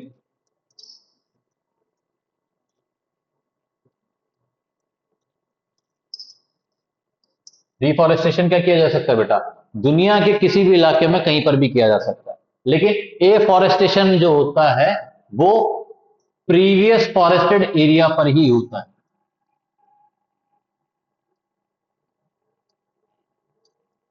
मान लीजिए पहले अलीगढ़ बहुत बड़ा जंगल था। ठीक, सरकार ने बोला कि अब यहाँ पर एफॉरेस्टेशन पॉलिसी लेकर आ रहे हैं हम लोग, तो हम लोग क्या करेंगे कि अलीगढ़ में जो जंगल था उसी इलाके में फिर दोबारा से पेड़ पौधे लगाना चालू कर देंगे और वहीं पर जंगल को दोबारा से क्रिएट करेंगे। ऐसा नहीं है कि अलीगढ़ के जंगल को शिफ्ट करके मैं आगरा लेकर पहुंच जाऊंगा। ठीक, रिफॉरेस्टेशन में मैं ऐसा कर सकता हूं कि ये वाला इलाका हम लोगों ने डेवलपमेंट के लिए यूज कर लिया ना, अब जो भी इलाका खाली पड़ा हुआ है हमारे पास इतना ही बड़ा जहां पर पहले जंगल था, अब वहां पर हम लोग उसी टाइप के पेड़ पौधों को लगा देंगे, उन्हीं जीवों को वहां पर बसा देंगे। ठीक, ये होता है रिफॉरेस्टेशन। एफॉरेस्टेशन के अंदर होता है कि जहां पर पहले पेड़ पौधे थे जिनको हटा दिया गया था वहीं पर उन्हीं पेड़ पौधों को दोबारा से लगा दीजिए, वहीं पर उसी वाइल्ड लाइफ को दोबारा ले आइए, एफॉरेस्टेशन हो जाएगा।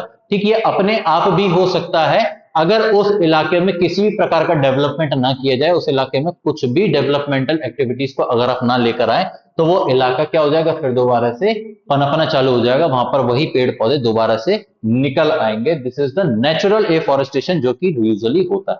ठीक, तीसरा है प्रोटेक्शन फ्रॉम फॉरेस्ट फायर्स। ठीक, जंगलों में लगने वाली जो आग है उनसे जंगलों को बचाने की प्रक्रिया को करना है आपको। ठीक, क्योंकि चाहे वो नेचुरली लगे या फिर इंसानों द्वारा लगाई जाए, होता तो नुकसान वाइल्ड लाइफ का ही है, इसलिए इनके बचाव की जरूरत पड़ती है। इसलिए हमारे देश में, दुनिया में हर जगह पर फॉरेस्ट फायर एक्टिविस्ट जो हैं वो एक्टिव पाए जाते हैं। It can be done by spraying fire extinguishing solutions from the aircraft.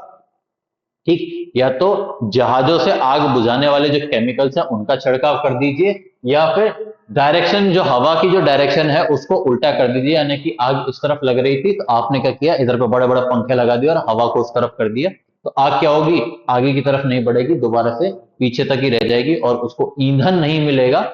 ठीक, कंबशन फ्लेम वाला चैप्टर पढ़िएगा, कंबशन में 3 चीजों की जरूरत थी, उसको ईंधन नहीं मिलेगा तो वो अपने आप आग क्या हो जाएगी, खत्म हो जाएगी। ठीक बेटा। चौथा है हैबिटेट प्रिजर्वेशन, जिसके ऊपर सबसे ज्यादा जोर जो है दुनिया में दिया जाता है। हैबिटेट प्रिजर्वेशन क्या कहता है बेटा?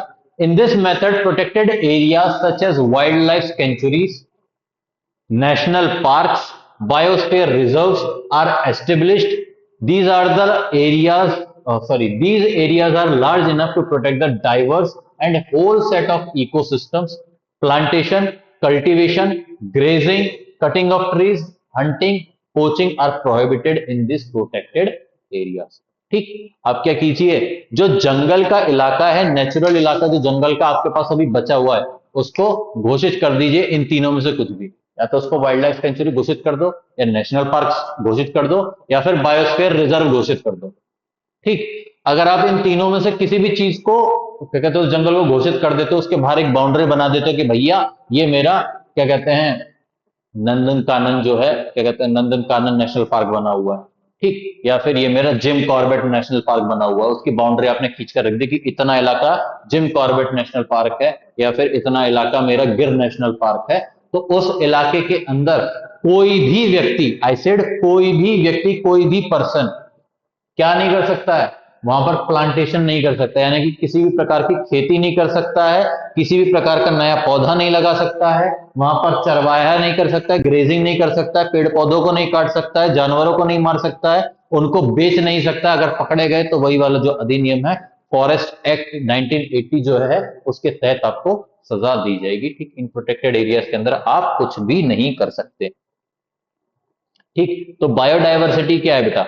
बायोडायवर्सिटी का मतलब है variety of organisms existing on the earth and their inter relationship and relationship with the environment is known as biodiversity. ठीक, दुनिया में सिर्फ एक इंसान नहीं है, इंसानों के अलावा 7.2 मिलियन स्पीशीज भी पाई जाती है। इनका आपस में क्या इंटरेक्शन है, या फिर ये अर्थ के साथ या अर्थ के एनवायरनमेंट के साथ कैसे घुलते मिलते हैं, उनका अर्थ के ऊपर क्या काम है, इसको मिलाकर बनती है बायोडायवर्सिटी। ठीक, और biodiversity is the truth of our earth. ठीक, अर्थ का एक सत्य है जो कि सालों सालों से चला आ रहा है, 2 बिलियन साल से चला आ रहा है। ठीक, India is the sixth on the list of 12 mega biodiverse country. ठीक, 12 देशों की लिस्ट में भारत जो है छठे स्थान पर आता है, और भारत के पास दुनिया की छठे नंबर की सबसे ज्यादा बायोडाइवर्स नेचर है, यानी कि हमारे पास इतनी ज्यादा प्रजातियां हैं, दुनिया में छठे नंबर पे हम लोग रैंक करते हैं। ठीक, और हम लोग क्या करते हैं? हम लोग क्या करते हैं? जंगल काट देते हैं और वहां पर रोड बना देते हैं। ठीक, बिकॉज वी आर इंडियंस। ठीक, भारत के पास इनमें से दो बायोडाइवर्स स्पेयर्स मौजूद हैं। दुनिया में टोटल कितने बेटा? 34 बायोडाइवर्सिटी हॉटस्पॉट मौजूद हैं आपके। ठीक, दुनिया में कितने? 34 बायोडाइवर्सिटी हॉटस्पॉट जो है मौजूद हैं। ठीक, इनमें से दो किसके पास है बेटा? इंडिया के पास है। इंडिया के पास कितने हैं? दो इनमें से इंडिया के पास है। ठीक, पहला है ईस्टर्न हिमालय। ठीक, पूरब का हिमालय वाला जो क्षेत्र है वो इसके अंदर आता है, और दूसरा आता है बेटा आपका वेस्टर्न घाट। ठीक, दूसरा आता है आपका वेस्टर्न घाट। तीसरा भी है इंडिया के पास, अब टोटली 3 बायोस्फीयर रिजर्व्स है। ठीक, बायोडायवर्सिटी हॉटस्पॉट है। तीसरा आता है आपका इंडो बर्मा रीजन। ठीक, इंडो बर्मा रीजन, इंडिया के पास बेटा 3 बायोडायवर्सिटी हॉटस्पॉट है। एक हो गया हिमालय, एक हो गया आपका वेस्टर्न घाट, और तीसरा हो गया आपका इंडो बर्मा रीजन। ठीक, इंडो बर्मा रीजन। ठीक, श्रीलंका के आसपास वाला इलाके की बात कर रहा है। ठीक, तो ये 3 बायोडायवर्सिटी हॉटस्पॉट इंडिया के पास मौजूद है। पुराना डेटा है, कोई बात नहीं। ठीक, बट काम चला लीजिएगा। एनसीईआरटी के अंदर अगर 2 लिखे हुए हैं तो 2 ही गिनिएगा, 3 मत लिखिएगा, क्योंकि 3 जो है 12th की एनसीईआरटी के अंदर लिख रखे थे, तो मैंने आपको बताना समझा। ठीक, these areas are very rich in the biodiversity. ठीक, ये वाले इलाकों को बायोडायवर्सिटी हॉटस्पॉट क्यों बोला जाता है? इनके अंदर इतनी ज्यादा प्रजातियों का संगठन है, इतनी ज्यादा प्रजातियां यहाँ पर पाई जाती हैं कि इनका बचाव करना बहुत ज्यादा जरूरी है। ठीक, बायोडायवर्सिटी हॉटस्पॉट जो होते हैं उनके ऊपर किसी भी प्रकार का डेवलपमेंट करना देश की सरकार के लिए पॉसिबल नहीं है, क्योंकि उनके ऊपर रेस्ट्रिक्शंस जो होते हैं वो पूरी दुनिया के लगे होते हैं। ठीक, तो बायोडायवर्सिटी की बात करें तो इंडिया के पास 172 स्पीशीज जो है एनिमल्स की ग्लोबली थ्रेटेंड मानी जाती है। ठीक, 172 species are considered as globally threatened species out of the world. ठीक, दुनिया में 172 स्पीशीज, क्या कहते हैं, भारत में पाई जाने वाली 172 स्पीशीज ऐसी हैं जो खत्म होने की कगार पर है, या फिर जिनके खत्म होने की संभावना जताई जाती है। ठीक, या फिर पूरी दुनिया का अगर मैं टोटल गिनूं तो 2.9% स्पीशी ऐसी हैं जो अर्थ, क्या कहते हैं, भारत में थ्रेटेंड मानी जाती है। ठीक, पूरी दुनिया की स्पीशीज में से 2.9 स्पीशीज जो है, world total number of the threatened species जो है वो इंडिया में ही मौजूद है 2.9 का। कंसिडर कर लीजिएगा, याद कर लीजिएगा। ठीक, eastern Himalaya hotspot has nearly 163 globally threatened species.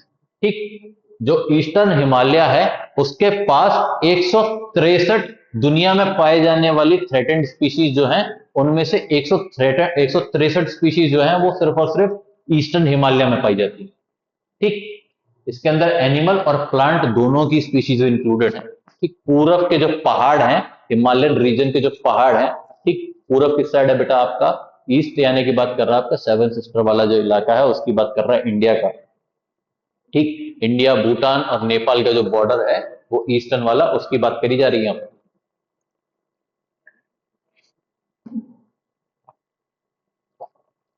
ठीक है, तो ईस्टर्न हिमालय के पास 163 ग्लोबली थ्रेटेंड स्पीशीज जो है वो सिर्फ और सिर्फ ईस्टर्न हिमालयन में पाई जा रही है। India contains globally important population of Asia's rarest animals.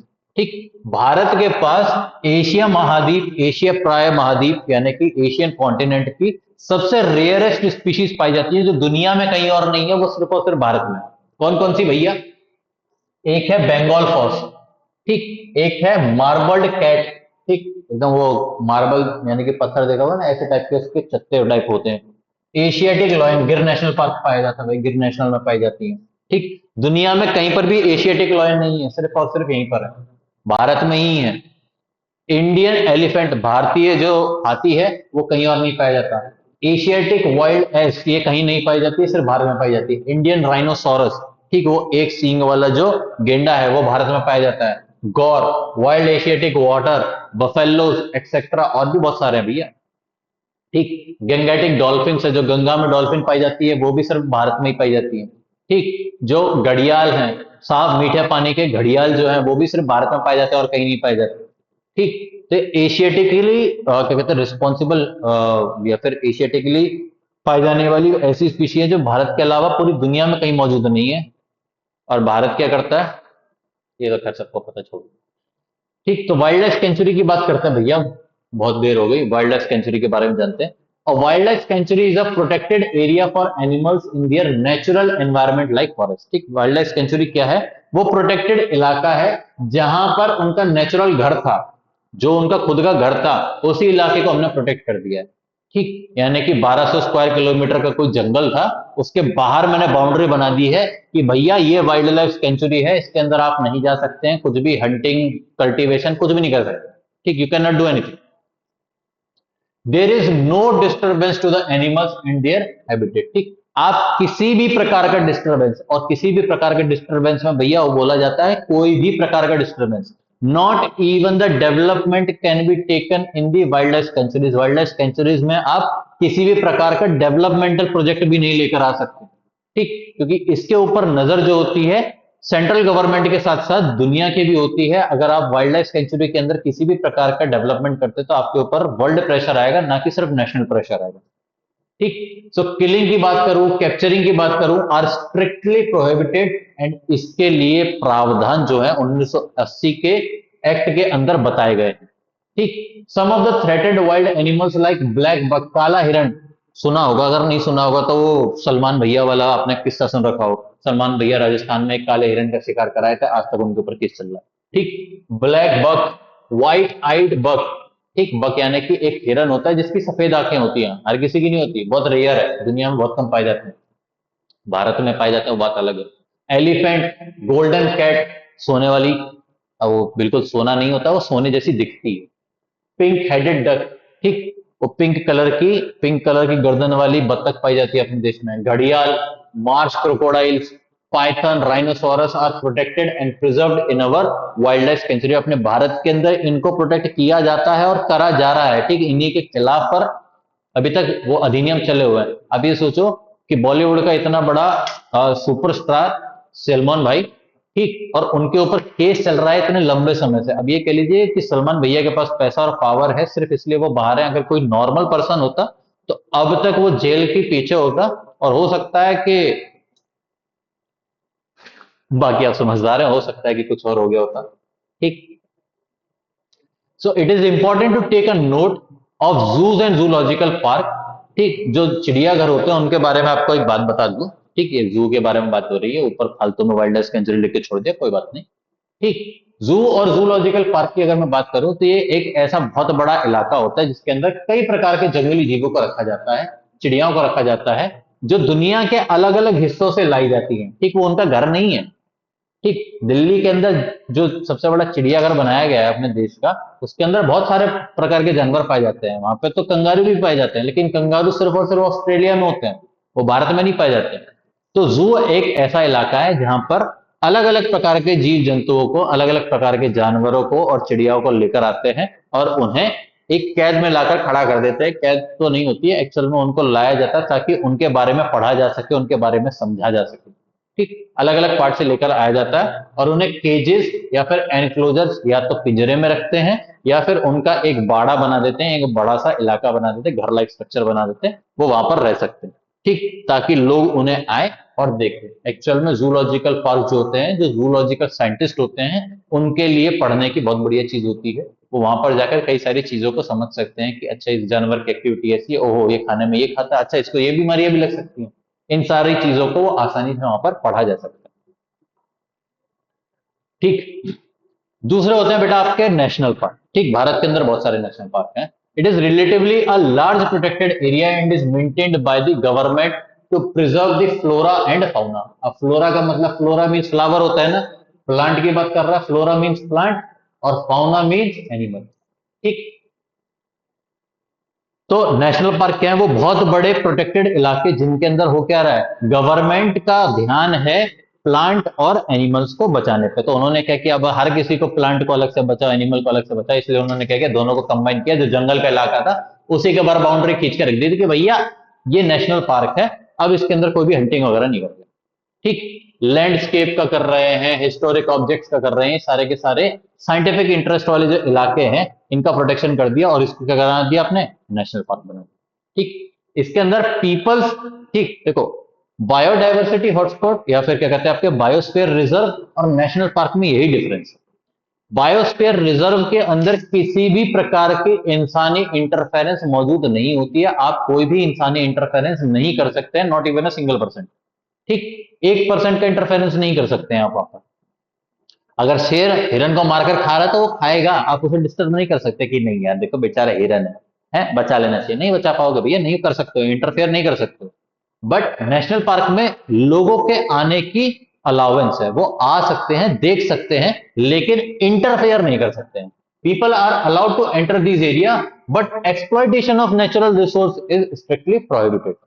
आ सकते हैं, घूम सकते हैं, देख सकते हैं, सफारी के मजे ले सकते हैं, लेकिन कोई बोले कि ये वाला पेड़ बढ़िया लग रहा है, इसकी मैं लकड़ी की क्या कहते हैं अपने घर में सोफा बनाऊंगा, आप काटने जाओगे, जंगल पुलिस वाले इतना मार मारेंगे, क्या कहते हैं अधिनियम के अंतर्गत अंतर कर देंगे और फिर अगले 20-25 सालों तक फिर लकड़ी की चेयर वेयर काट काट के जंगल उसमें जेल में बनाइएगा। ठीक, सो लोग आ सकते हैं, देख सकते हैं, लेकिन किसी भी प्रकार से इसके अंदर एक्सप्लॉइटेशन जो है कंप्लीटली प्रोहिबिटेड है। आप किसी भी प्रकार का हनन जो है वो नहीं कर सकते। भारत के पास 105 से ज्यादा नेशनल पार्क है। ठीक, India has more than 105 national park in never क्या कहते हैं country. Many of this national parks are initially wild life sanctuaries. ठीक, बहुत पहले ये वाइल्ड लाइफ सेंचुरी हुआ करते थे, लेकिन अब इनको नेशनल पार्क में कन्वर्ट कर दिया गया। क्यों किया गया, क्योंकि भैया डेवलपमेंटल प्रोजेक्ट्स तो लाने ही है ना। बायोस्फीयर रिजर्व में तो कुछ भी नहीं कर सकते हो, वाइल्ड लाइफ सेंचुरी में तो कुछ भी नहीं कर पाओगे, तो क्या कर दिया, वाइल्ड लाइफ सेंचुरी को नेशनल पार्क घोषित कर दिया। जैसे कि क्यूलाडो नेशनल पार्क है ना, वो पहले क्यूलाडो वाइल्ड लाइफ सेंचुरी हुआ करता था, भरतपुर राजस्थान में मौजूद है। भरतपुर ज्यादा दूर नहीं है ऐसे, हमारे थोड़ा सा पास पड़ता है, तो वहां पर देखने को मिलता है। ठीक, Keoladeo national park. A national park has a large species of wild animals in it।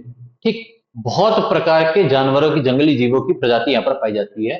जैसे कि अगर सतपुरा नेशनल पार्क की बात करूं, ठीक, सतपुरा नेशनल पार्क इन पंचमरी रिजर्व।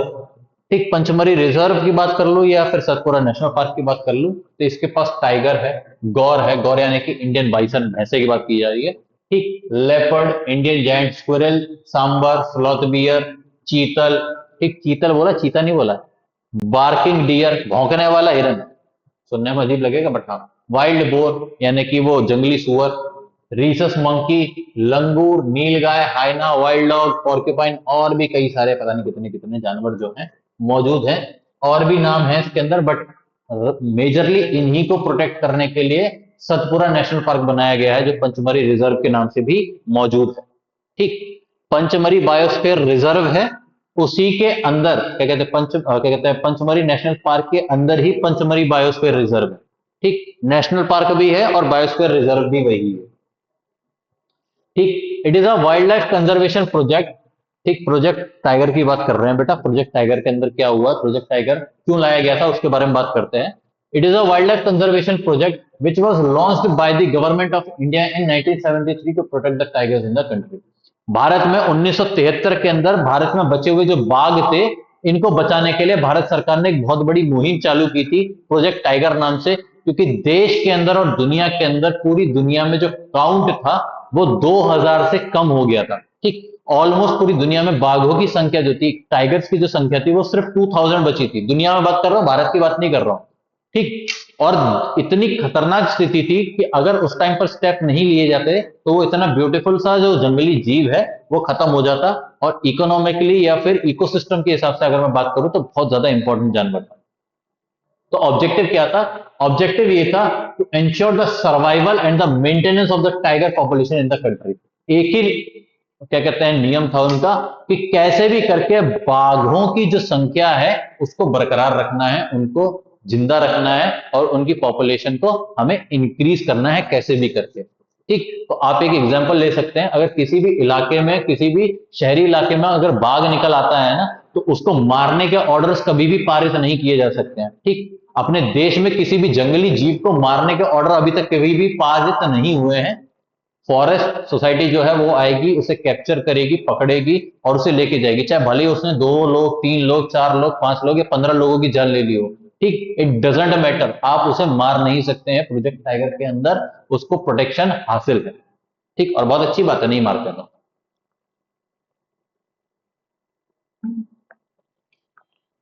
बाघ के घर में आप रह रहे हो, बाघ थोड़ी आया था। ठीक, अपने देश में इनिशियली कितने थे? 1973 में पहले 9 टाइगर रिजर्व्स मौजूद थे। ठीक, जब शुरू शुरू किया गया था, प्रोजेक्ट टाइगर बनाया गया था, जब प्रोजेक्ट टाइगर कवरेज जो इंक्रीज हुआ, तब आज के जमाने में, आज के टाइम पर हमारे पास 47 टाइगर रिजर्व जो है मौजूद है, जो नेशनल पार्क्स और बायोस्फीयर रिजर्व्स के अंदर ही देखने को मिल जाते हैं अपने को।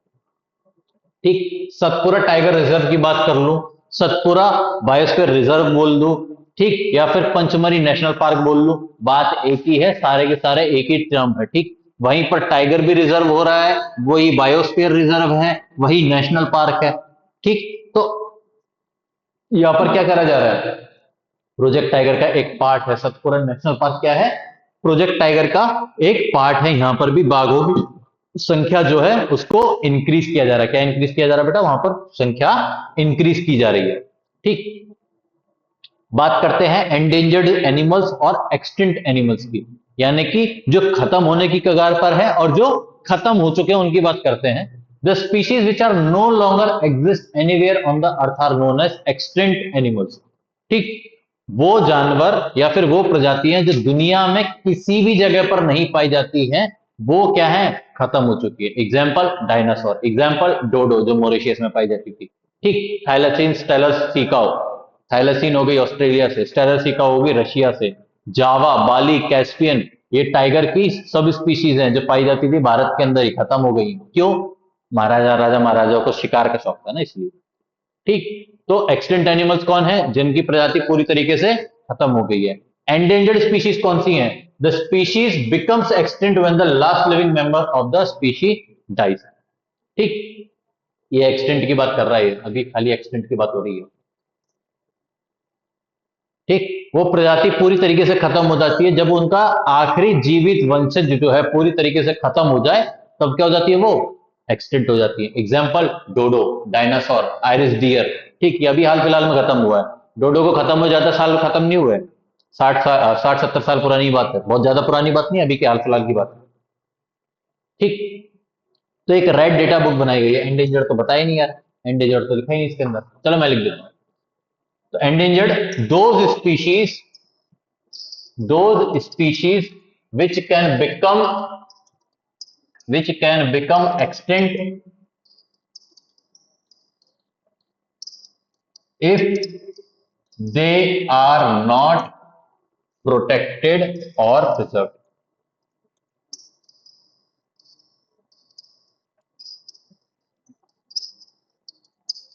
due to the human activities। ठीक, एंडेंजर्ड एनिमल्स वो हैं जिनकी प्रजातियां पूरी तरीके से खत्म हो जाएगी अगर उन्हें बचाया नहीं गया या फिर उनका रख रखाव नहीं किया गया सही तरीकों से। क्यों खत्म हो जाएंगी? क्योंकि इंसानों की हरकतें ही ऐसी हैं। तो क्या करना पड़ता? उनका बचाव करने के लिए हमें अलग अलग प्रकार के तरीके अपनाने पड़ जाते हैं। ठीक, तो ये क्या हो गई बेटा? ये हो गई आपकी एंडेंजर्ड स्पीशीज, एग्जांपल्स पूछना चाहेंगे तो एंडेंजर्ड स्पीशीज में आप ब्लैक बक इंक्लूड कर सकते हैं, ठीक, काला हिरन, एशियाटिक लॉयंस, ठीक, गंगा डॉल्फिन हो गई बेटा, और भी बहुत सारे एग्जाम्पल है, ठीक। थ्रेटेंड स्पीशीज, एंडेंजर्ड स्पीशीज, बहुत लंबी लिस्ट है इसकी, इतनी लंबी लिस्ट है आप पढ़ने बैठोगे तो आप चौंक जाओगे। तो रेड डेटा बुक क्या होती है बेटा? Red data book contains a list of species whose continued existence is threatened, ठीक। रेड डेटा बुक वो बुक है जो बताती है कि उनके जीवित रहने की जो संभावना है वो बहुत ज्यादा संकोचमय है, क्योंकि ये खत्म होने की कगार पर है, ठीक। इन्हीं को हम लोग क्या बोलते हैं? एंडेंजर्ड एनिमल्स एंड प्लांट्स बोलते हैं। Species are classified into different categories of perceived risk such as critically endangered, endangered and vulnerable, ठीक। ये रेड डेटा बुक में थ्रेटेंड स्पीशीज की 3 क्राइटेरिया बनाए गए हैं। एक क्रिटिकली एंडेंजर्ड, यानी कि वो स्पीशीज जो बिल्कुल अगर आज ही आपने स्टेप लेना चालू नहीं किया तो बिल्कुल खत्म हो जाएगी भाई 2 से 3 साल में, ठीक। फिर आती है एंडेंजर्ड की नंबर है लेकिन प्रोटेक्ट करना पड़ेगा। एक है वनरेबल कि नंबर अच्छा खासा है लेकिन इनकी आबादी लगातार कम हो रही है, अगर आप स्टेप्स नहीं लेते हैं तो बिल्कुल खत्म हो जाएंगे, ठीक। जैसे कि सम ऑफ द एंडेंजर्ड स्पीशीज जो रेड डेटा बुक में आती है इंडिया में, वो हो गई आपकी ब्लैक बक, ठीक, ग्रेट इंडियन राइनोसोरस, एक सींग वाला गेंडा, ठीक, हिमालयन मस्क डियर, ठीक, वो खुशबू वाला जो हिरन है जो हिमालय में पाया जाता है वो, ये क्या है बेटा? एंडेंजर्ड स्पीशीज है। नंबर है लेकिन इतना ज्यादा भी नहीं है कि आप इनका इस्तेमाल कर सके। Animals whose numbers are diminishing at a level that they might face extinction are called endangered animals, ठीक। वो जानवरों के नंबर जो लगातार डिक्रीज हो रहे हैं और उनका बचाव नहीं किया गया तो वो खत्म हो जाएंगे, उनको क्या बोला जाता है? एंडेंजर्ड बोला जाता है, ठीक। These are on the verge of vanishing from the earth and if appropriate actions to save them are not taken they may become extinct, ठीक। इनका जो संख्या है, इनकी जो आबादी है वो बिल्कुल खत्म होने की कगार पर ही मौजूद है। अगर इनका बचाव आपने नहीं किया ना तो आने वाले कुछ सालों में धरती से खत्म हो जाएंगे पूरी तरीके से, आप इनका शक्ल चेहरा नहीं देख पाएंगे, सिर्फ पेंटिंग ही देख पाएंगे। जैसे कि लॉयन टेल्ड मकाऊ पाया जाता है, एक बंदर पाया जाता है, ठीक, बंदर की प्रजाति है जिसकी पूंछ क्या होती है बेटा? बिल्कुल शेर जैसी होती है, ठीक। टाइगर हो गए, स्नो लेपर्ड हो गए, एशियाटिक लॉयन हो गए, ब्लैक बक हो गए, घड़ियाल हो गए, गंगेटिक डॉल्फिन हो गई, बहुत सारी एग्जांपल्स हैं इसके। The small animals are much more in danger becoming extinct than the bigger animal, जो छोटे छोटे जानवर है ना वो जल्दी खत्म होने की कगार पर है। क्यों? क्योंकि उनका रख रखाव करना बहुत ज्यादा डिफिकल्ट हो जाता है, बेचारे कहीं से भी निकल जाते हैं, कहीं भी पहुंच जाते हैं और उनको कोई भी पकड़ के ले जाता है, पता नहीं चलता। तो उनका बचाव करना भी हमारे लिए इंपॉर्टेंट है, क्योंकि हर एक जानवर का, हर एक जीव का धरती पर कोई ना कोई काम है एक्सेप्ट ह्यूमन। इंसान का कोई काम नहीं बेटा, अगर धरती से इंसान हटा दोगे ना तो भी धरती एकदम मस्त चलती रहेगी, ठीक। The process of an animal, migration की बात कर रहे हैं, the process of an animal और bird to move from one place to another on the basis of season is called migration. Migration क्या है? एक जानवर का एक जगह से दूसरी जगह तक ट्रेवल करने की एक तरीका, उसको बोला जाता है माइग्रेशन, और वो सीजन के भरोसे होता है। क्यों? क्योंकि उस इलाके में जहां पर वो रहा करते थे वहां पर रहने लायक एनवायरनमेंट फिलहाल के लिए नहीं है, उस सीजन में नहीं है, सर्दियां बहुत ज्यादा पड़ रही है, गर्मी बहुत ज्यादा पड़ रही है, तो किसी और जगह पर जाकर रह लेते हैं। जब दोबारा से मौसम सही हो जाएगा तो अपनी जगह पर लौट आएंगे, यानी कि इंसानों की तरह गर्मी बहुत ज्यादा पड़ रही है हिमालय में पहुंच जाते हैं, ठीक, सर्दी बहुत ज्यादा पड़ रही है साउथ इंडिया घूमने आ जाता है। So it is an adaptation to escape the harsh and cold condition of their normal habitat, ठीक। एक ऐसा तरीका है जिसके तौर पर वो क्या करते हैं, बहुत कठिन परिश्रम वाली स्थिति हो या बहुत ज्यादा ठंडा इलाका बन जाए तो उस इलाके से निकलकर अपना बढ़िया से छुट्टी मनाने निकल आए, so as to survive and reproduce, ताकि वो जिंदा रह सके और प्रजनन कर सके। सबसे बड़ा एग्जांपल है इसका साइबेरियन क्रेन्स, ठीक। सबसे बड़ा एग्जांपल क्या है इसका? साइबेरियन क्रेन है, जो दुनिया का सबसे बड़ा, ठीक, मोस्ट कॉमन माइग्रेशन जो है दुनिया में देखने को मिलता है।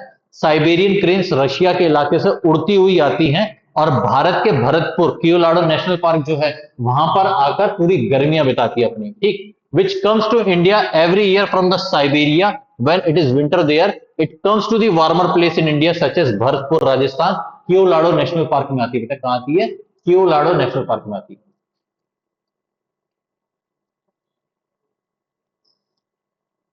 ठीक।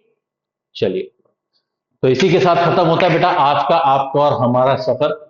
लंबी खिंच गई है वीडियो, पूरी की पूरी वीडियो एक बारी में पढ़ाने का मन था, क्योंकि इसके अंदर जो फ्लो है इस चैप्टर को पढ़ाने का, उसे पढ़ाने में मजा बहुत आता है। ठीक, क्योंकि इसके अंदर थोड़ा सा गुस्सा है, थोड़ा सा अच्छा लगता है और थोड़ा सा बुरा भी लगता है। तो ये चैप्टर पूरा का पूरा एक बारी में पढ़ाने का मकसद यही था। आई होप आप लोग को चीजें समझ में आई होंगी। जहां पर भी आपको क्लेरिफाइड नहीं हुआ होगा आप लोग कमेंट आउट कर सकते हैं, हम लोग आपके कमेंट्स को पढ़ेंगे और उसके रिस्पेक्टिव वीडियोज जो है आप लोग को जल्द ही मिलने चालू हो जाएंगे। तो रेट कीजिएगा हमारे क्या कहते हैं लेक्चर को। आप लोग को बहुत बड़ा थैंक यू हमारे साथ पूरे समय तक जुड़े रहने के लिए। खास चीज ये, जिन बच्चों को इस चैप्टर की नोट्स चाहिए, इस चैप्टर के पीडीएफ चाहिए, वो स्काइट्स क्लासेस ऐप को डाउनलोड कर सकते हैं, जा सकते हैं स्काइट्स क्लासेस ऐप जो कि गूगल प्ले स्टोर और एप्पल प्ले स्टोर पर मौजूद है। पायनियर्स 2.0 नाम का जो बैच है वो आप लोग के लिए बनाया दिया गया है, वहां पर आपको डीपीपीज और पीडीएफ जो है रिस्पेक्टिव फॉर्मेट में देखने को मिल जाएंगे। जाइए, पढ़िए, बढ़िए और खूब तरक्की कीजिए। ये हमारी और आपकी क्या कहते हैं हमारी और हमारे स्काइट्स परिवार की तरफ से आप लोग के लिए कामना है। ठीक, अगर आपको इससे इंफॉर्मेशन मिली हो तो प्लीज लाइक कीजिएगा, सब्सक्राइब कीजिएगा और शेयर कीजिएगा अपने फ्रेंड्स एंड फैमिलीज के साथ। मिलते हैं नेक्स्ट लेक्चर में, तब तक ख्याल रखें, पढ़ाई करें और सुरक्षित रहें। तब तक के लिए जय हिंद, जय भारत।